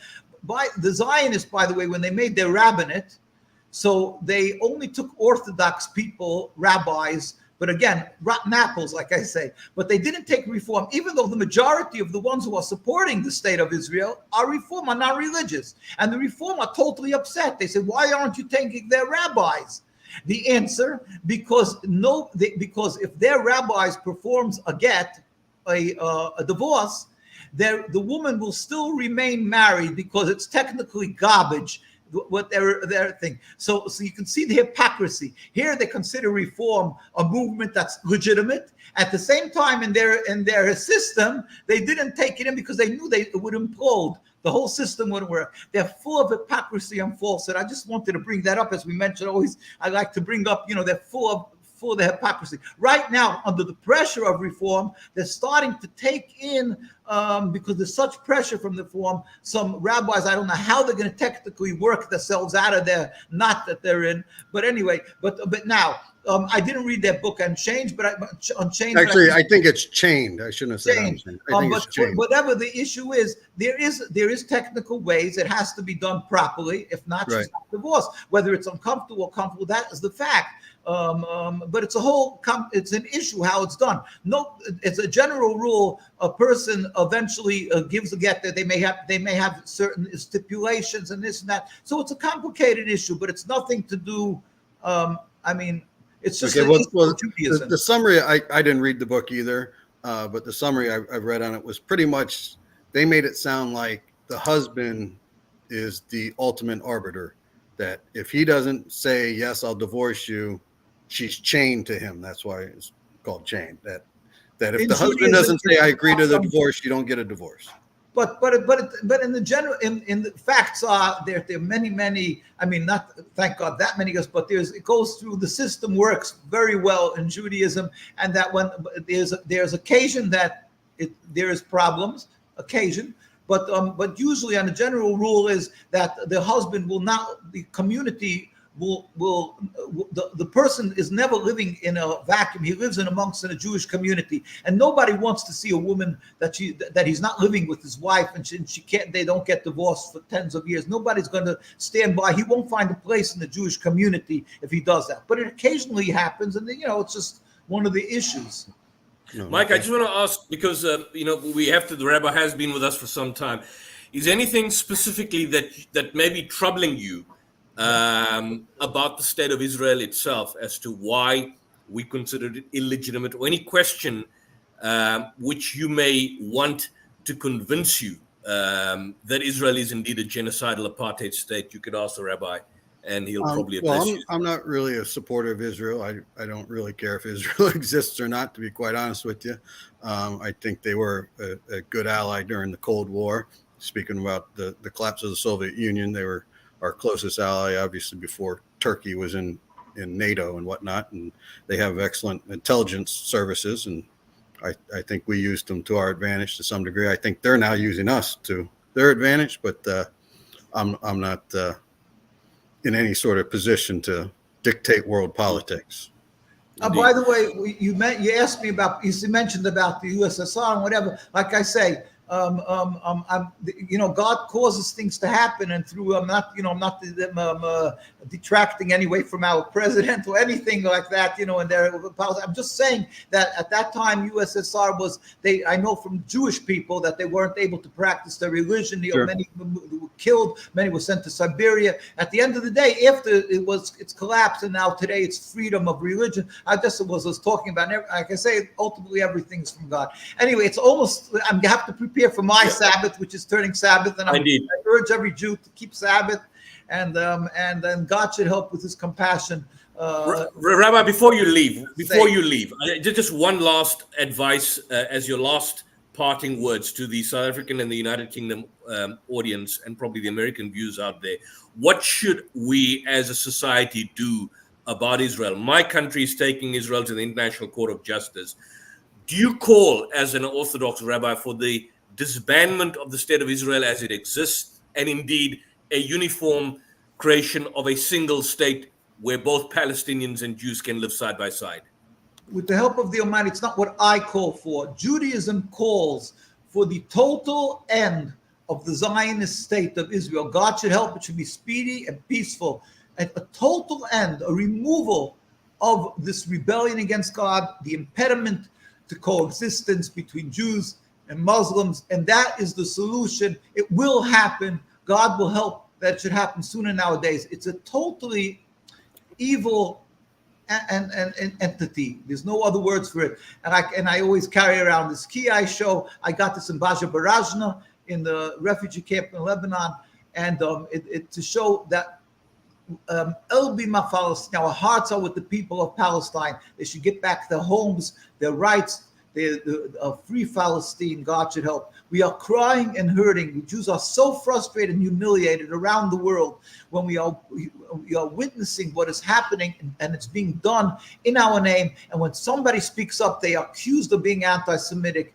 It's an insult to our religion. It's an insult to the to my grandparents that were killed in Auschwitz, that they died because they were Jews. And now to take people when they are standing up to an evil that's committing a crime, and then to accuse these people that are standing up for righteousness to say they're anti-Semitic, that's watering down the whole issue of anti-Semitism.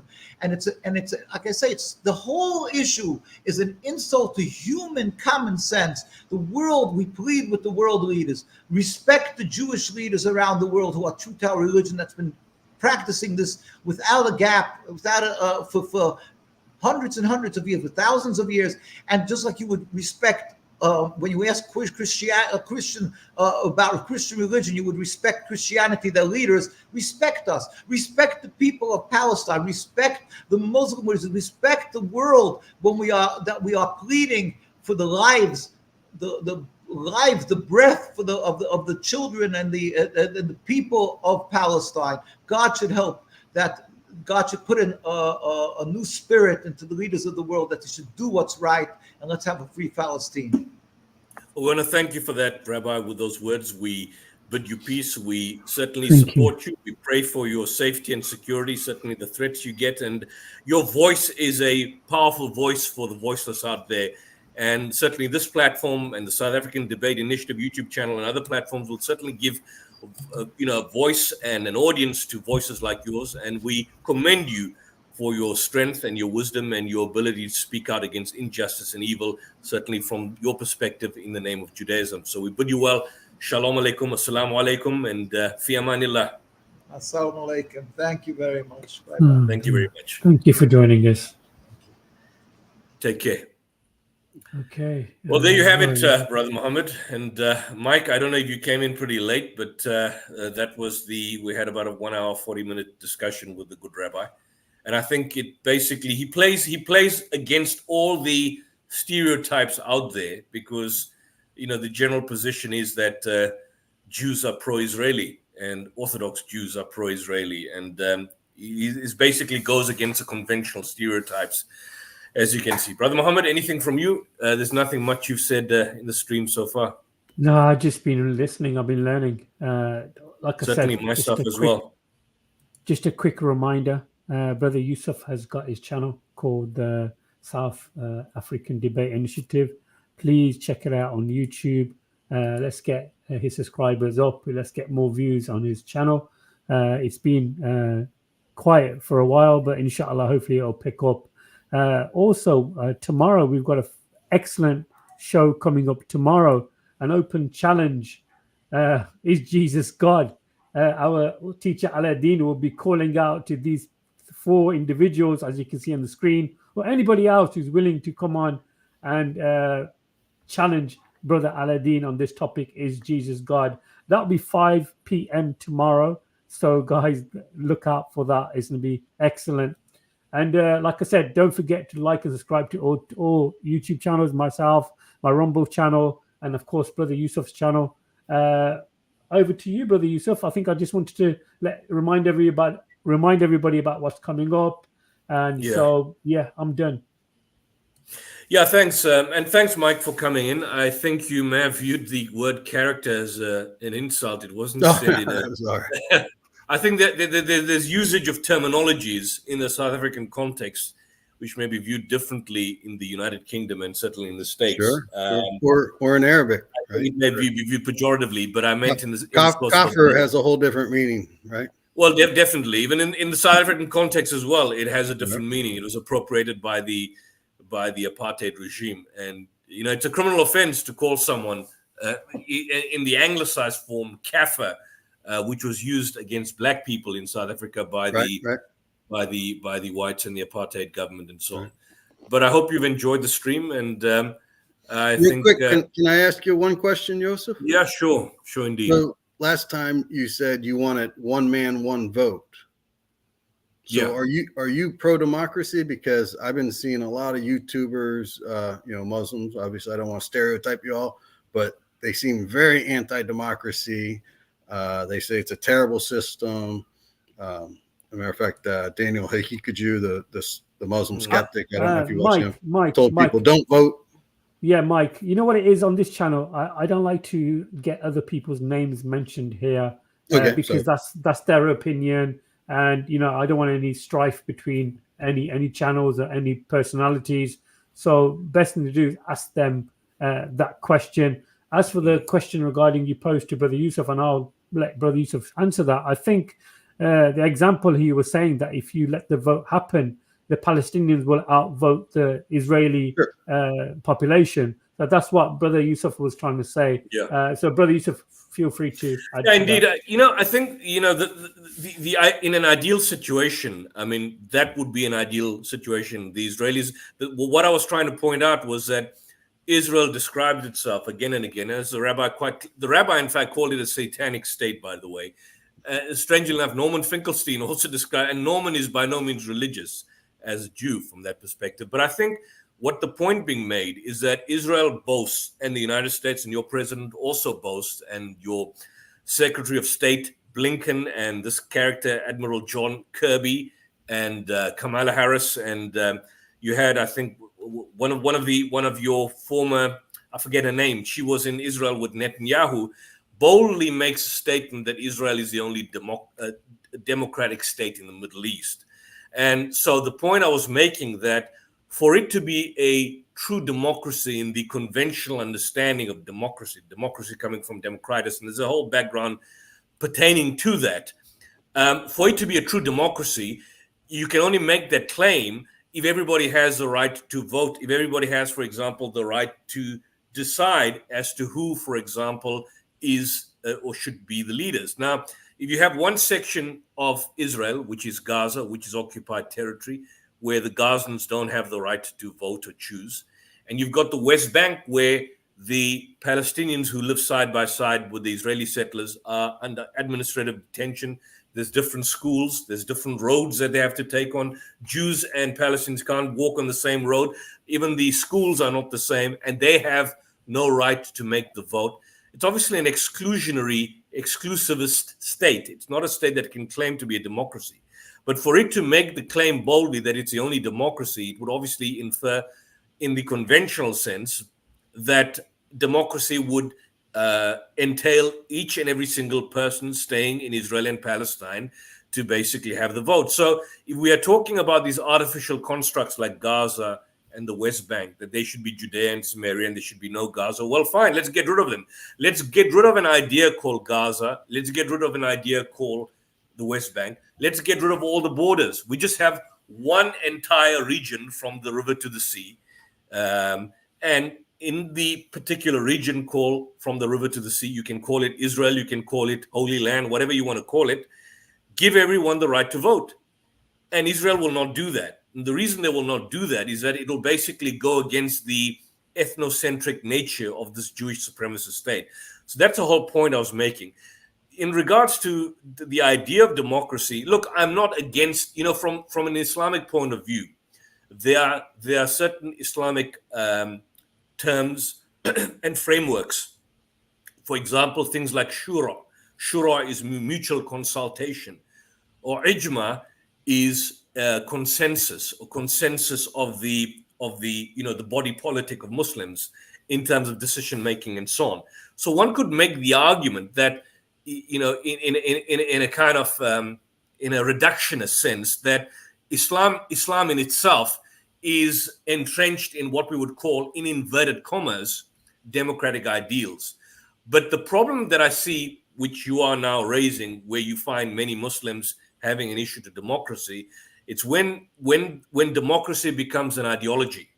When democracy becomes an ideology, and when secularism essentially becomes the pinnacle of decision making, to the extent that in itself it becomes a religion of some sort, then it essentially becomes a problem. So I think it's reducing the concept of democracy to an ideology, which many Muslims find problematic. But in terms of a consensus in decision making and a general involvement of the community at large, that is very much an Islamic ideal in itself. We have a classic example during the Khulafa Rashidin, during that period, where we had Hazrat Umar, who was the second, if you can call it, caliph of Islam, as you'd say in the anglicized word, and he was attempting to introduce certain legislative reforms, I think, pertaining to the aspect of dowry. And you had a woman in the masjid who basically, censured him on some of these particular reforms. And if you look at any leader today, compare any leader to Omar, they would either shut them down or they'd get the feds out like they're doing at Columbia University. But he censured himself and he says, this woman is right and I am wrong.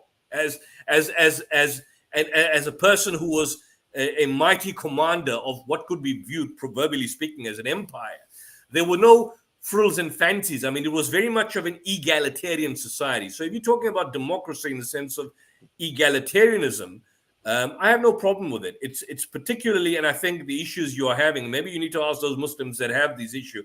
It's when democracy is presented as an ideology. And the examples of democracy have been bad examples we've had in the 20th century. I mean, look at, for example, your country, the United States, presents itself as a democracy. But the idea of democracy, when reduced to an ideology, I mean, how many nations has the United States invaded in the 20th century? I mean, check up Howard Zinn's People's History of the United States. I mean, there's close to about 124 nations from the 1800s that the United States is either indirectly via proxy or directly invaded. And so I think people have an issue that when they look at democracy in the conventional exemplification in these nation states like the United Kingdom, like the United States, like many countries in Western Europe, it's the inherent hypocrisy that is writ large and manifest in these particular nation states that lends people to question, what democracy really is, because it appears to be democratic for some and undemocratic for others. So, for example, you have a situation in your country during the Ukraine war when there was this invasion by Russia. And from Russia's perspective, they're stating NATO's on the corner. The Ukrainian army is filled with fascists. They wanted to justify some sort of invasion in Ukraine. There was a massive outroar and there was no qualms by even your president and your hypocrite Antony Blinken crying on public television and stating this is a war crime.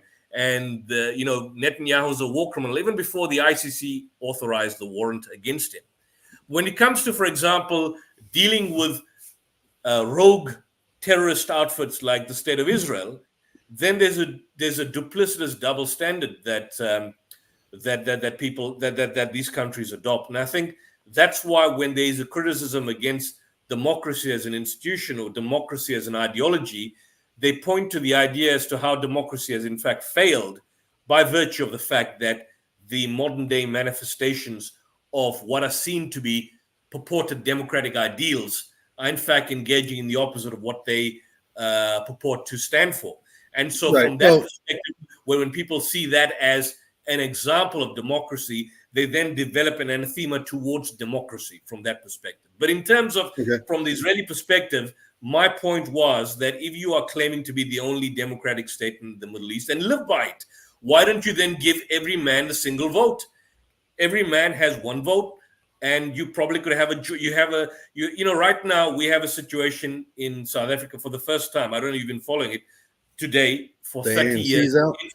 The ANC, well, they're not out, but they're no longer the majority party. Right. Now they will have to be merging with the Democratic Alliance, which to a large extent had, viewed as conventionally a white minority party, a party that is there for the interests of whites. But traditionally speaking, it comes from the apartheid dispensation, although they're obviously not going to openly support apartheid, but they are from that particular ideological mindset. Now we have a situation where the ANC and the DA, the Democratic Alliance, will have to now form a coalition or a government of national unity, what they're calling. But I'm saying that from the Israeli perspective, you can't continue making the claim that this is the only democratic state in the Middle East if nobody has a vote, if just a certain small segment of society has a vote. And so if people are truly committed to what they believe as being democratic ideals, then it stands to reason by extension that every person, either in the Gaza Strip or the West Bank, has to have a vote. You know, you constantly find this refrain that Gaza has been could have been a Singapore if Hamas was not using monies or to build tunnels and so on and so forth. The reality of the situation is that Israel controlled the land, they controlled the electromagnetic sphere, they controlled the water, they controlled what got in, what got out, they controlled the calorie intake that every single citizen, they did a calculation. This is how many calories of food that you can have. They control the water supply. I mean, that's not a nation state, it's not a country. So even from the Hamas perspective, as many people are seeing it, it's not a question of, for example, someone from the United States or someone from the United Kingdom coming from a sovereign territory and invading another sovereign territory. From the perspective of the Palestinians, at the initial stage, in terms of what happened on October 7th, they saw their initial incursion into the various kibbutzes as simply entering the land where they were, or their forefathers were initially refugees. So this is the whole point I'm saying. That's another discussion entirely. But I mean, this is the whole point I was making when I pointed out the issue of one man, one vote. So it's not that I accept the idea of democracy. It's when democracy becomes an ideology. It's when secularism becomes an ideology. Then it becomes inherently problematic. So anything that is reductionist by its nature, even Islam for that matter, when Islam is, for example, Islam is a worldview. We believe it's a worldview, a global worldview, not even a religion. It's an incorrect term. The word deen is far more broader than the term religion. When Islam is reduced to an ideology, as some nation states have done it, some individuals, some groups have done it, then it becomes inherently problematic. So I'm saying anything that is reduced ideologically, democracy in terms of some of its ideals are good. When it becomes an ideology, it becomes problematic. So those Muslims that you believe speak out against democracy may be criticizing democracy as an ideology and not necessarily, so-called democratic ideals like, for example, every man having a single vote, one man, one vote, and so on. And that's not always the case. That's not always necessarily a success story, because you could have a situation where you have, in Nazi Germany. Well, sure, you have to have rules protecting the minority from the tyranny of the majority. By majority, right. And most of them were not aware of what happened in the death camps in Dachau and Auschwitz, but the vast majority of Germans supported the Nazis. Sure. They saw this as a kind of a nationalistic ideology. Are we going to say that all the Germans were evil? Majority of them supported. It's only after the discovering of what happened in the concentration camps that the whole network changed. Like, for example, when you asked me about the Mufti of Jerusalem and his meeting with the Nazis, I mean, Neville Chamberlain, King Edward, for example, of the royal family, they met with Hitler. They met with the Nazis. In fact, there was, in the 1936 Olympic Games when Jesse Owens won the I think the 100 meters. The royal family were in attendance. Members and representatives of the royal family, the British government, were accommodated and hosted by Hitler. It was only in 42, 43 when Dachau and Auschwitz was discovered, and after the Blitz against the Londoners, that the entire narrative, in fact, changed. So that's what I would say on that particular issue. I think the owner of the New York Times was an Italian. He loved Mussolini until the war. A lot of them did. There's actually some people built a mansion in Southern California for Hitler. Well, I mean, Prescott Bush, for example, there is a book written by, I think, Webster Griffin Tarpley called George Bush, The Unauthorized Biography. I don't know if you've seen that. You familiar with that book? No, I know Prescott Bush was the senator. It's well, basically, if I can just share that, it's a book maybe for the audience out there. It's called George Bush, The Unauthorized. I think it's by Webster Griffin Tarpley. He wrote a book, and he basically went and spoke about how the creation of the American oligarchy. It's a kind of an expose of the Bush family, but more particularly his grandfather and the grandfather's links with Nazi Germany. In fact, I'll just share the screen with you. This is the book, and for those viewers out there, if you're interested in this particular book. It's not a conspiracy theory by any means. Here we are. This is the book you could probably get and purchase on Amazon. It's called George Bush, The Unauthorized Biography, groundbreaking classic expose of the Bush family, exhaustively documented by intensive search of archives, interview. The biography digs up the dirt, how the Bushes made their fortune building up Hitler and the Nazi war machine, Iran-Contra affairs, Zapatas, Watergate burglars, Reagan shooting, a whole lot of issue, luring Iraq to attack Kuwait, all of that. So I'd urge people who are interested in this particular book, get a copy of this. It's called George Bush, The Unauthorized Biography, Webster Griffin Tarpley and Anton Chetkin. I think he's still living. And Webster Tarpley was regularly on Democracy Now!, the excellent TV program by Amy Goodman. He's been on CNN, Fox News, for example, the right-wing channel. But I think that's the whole point. So I hope that kind of answers your concerns on my issue.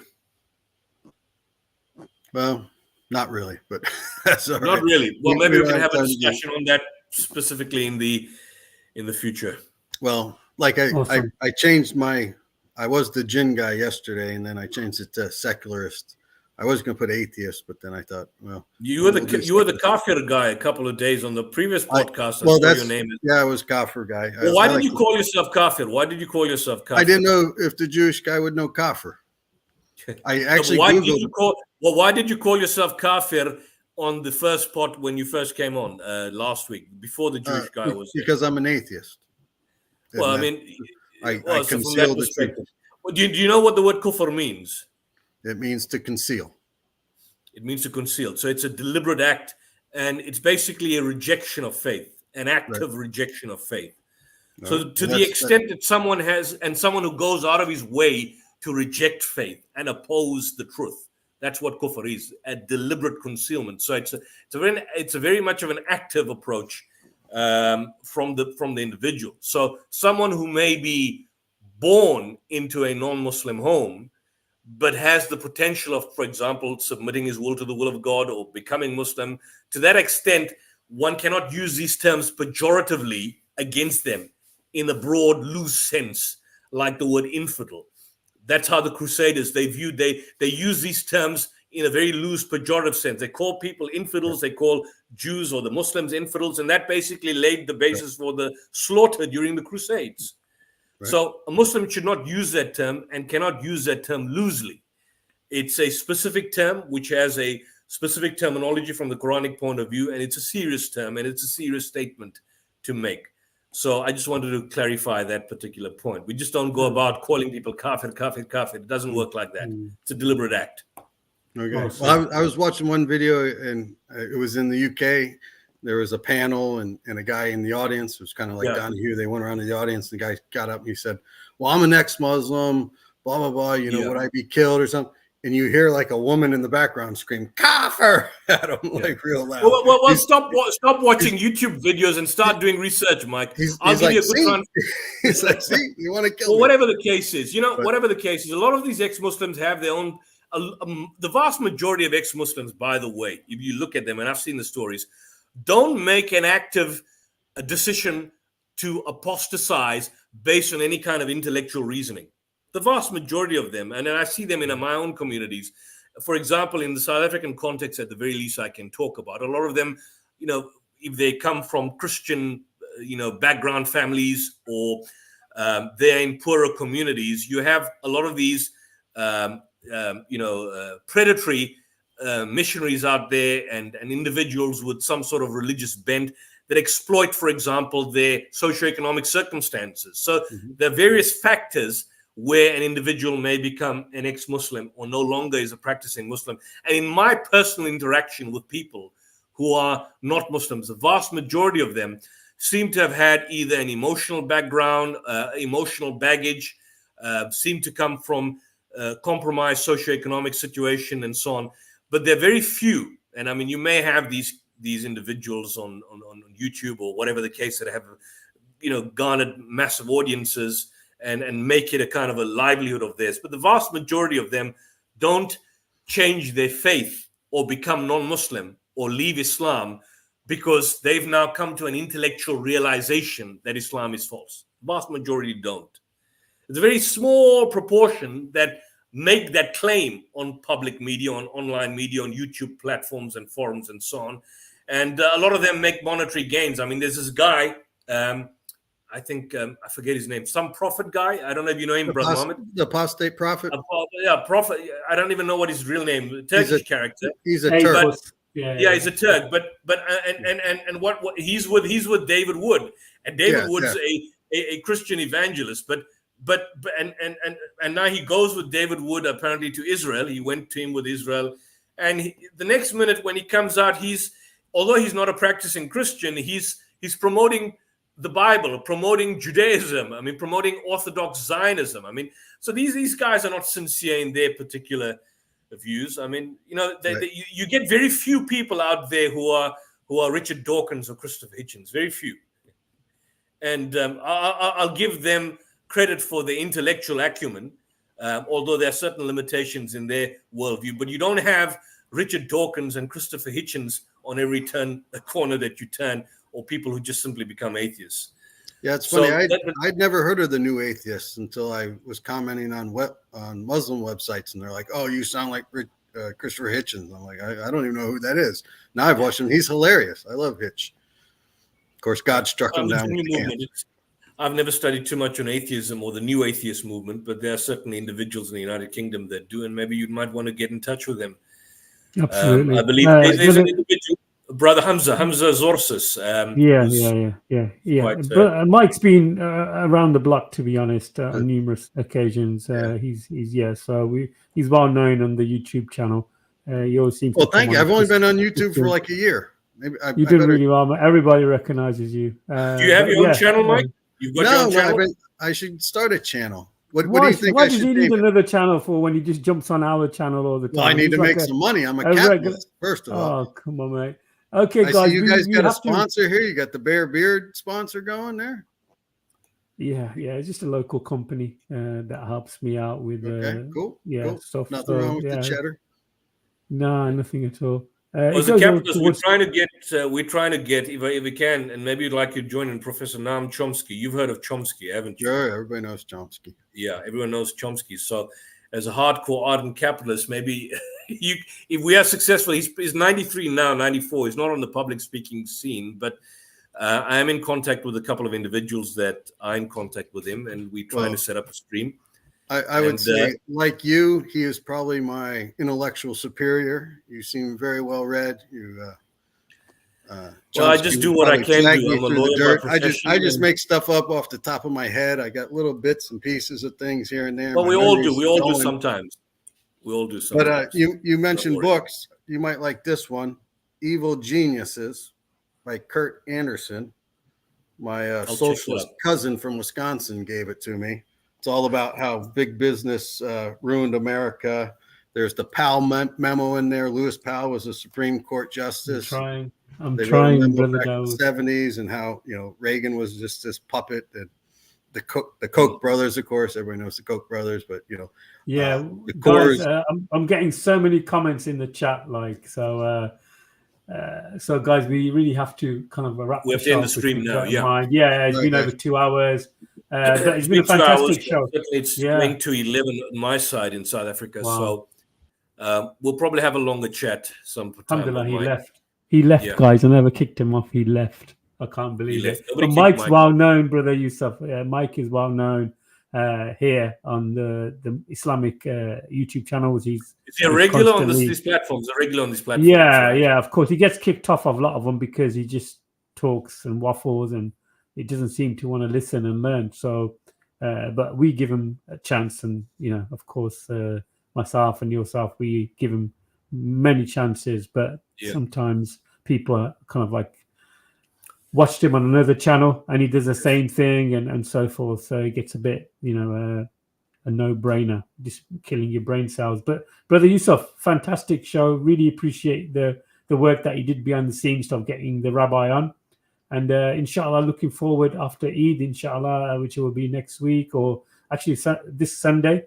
It will be on Monday. Well, for some reason, be Sunday. Sunday should be the right day. Yeah. But we have differences in South Africa. It's the same here in the UK, brother. Same here. Is it the UK as well? Yeah, the Pakistani mosques, the cultural mosques, they're going to do their Eid on Monday, but majority of like 90% of everybody else will do it on Sunday. So it's the thing in South Africa. I mean, we've got the. I mean, there's new mosques coming up and the masjids coming up, but the traditionally we've been dominated by just two categories in the South African context: the Deobandi category or the Barelvi category. So both of them are from the Indo-Pakistani subcontinent, and they come with that baggage. Unfortunately, that baggage is then entered, and I mean, it was worse back in the 80s as a young boy, a small boy. I remember there were in our communities Eid being celebrated or commemorated on two separate days in the same country, and I think that's a challenge. But like we said, we are at a time when we need to basically be sacrificing our own egos, and certainly commemorating what the Abrahamic sacrifice indeed really is. Absolutely. In fact, I think was something that I received some time back. Was it by my mom? Somebody sent me a message. I can't remember that. Your Ismail should be your sacrifice. What is your sacrifice really? That you are basically your sacrifice of your ego, sacrifice of your nafs, all those factors, and certainly in the context of the Palestinian situation, that is something that we need to obviously look at and consider, and take into cognizance, and take into account that whilst many of us may be commemorating Eid with our families and certainly partaking after the Qurbani in the meals and the joyous times that you may have with families. There are people out there that don't have families. And I mean, look at the Palestinians. There are children where mothers, fathers, brothers, sisters, everybody's gone. People are isolated. One family, individual lost child, 10-year-old, loses his mother, loses his father, loses his siblings, got no one to turn to. So those people are certainly in our prayers, in our du'as, in our supplications to Allah. And we certainly continuously call out the Israeli belligerency, the evil Israeli regime, and pray for the Palestinian resistance. We ask Allah to guide us in our trajectory in attempting to share the truth and expose all kinds of falsehood that we see around us and all false ideologies.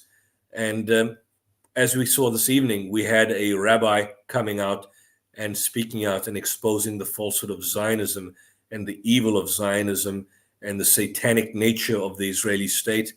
And not surprisingly, not a single Zionist came on this platform and chose to engage him. So that's telling.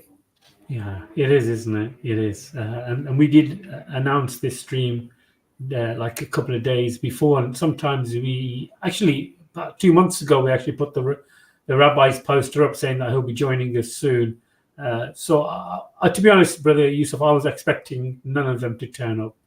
But nevertheless, it was a great show. We learned a lot, and that's the way to move forward. So thank you, Brother Yusuf, for sorting everything out. And inshallah ta'ala, just a quick reminder, Brother Yusuf does have his own YouTube channel. As you can see, the South African Debate Initiative. Please go to the channel, like, share, and subscribe. And then tomorrow, 5 p.m., this will be interesting. I'm hoping that any one of these particular individuals on the right-hand side turns up and challenges our teacher, Al-Adin. So that's tomorrow, 5 o'clock. So there's so much going on, so much being planned. So guys, stay tuned. Jazakumullah khair. Last words to you, Brother Yusuf, and then we'll close the show, inshallah. Yeah, indeed. I'll leave you with the final dua, Brother Muhammad. Okay, no worries. Brothers and sisters, thank you once again for joining us.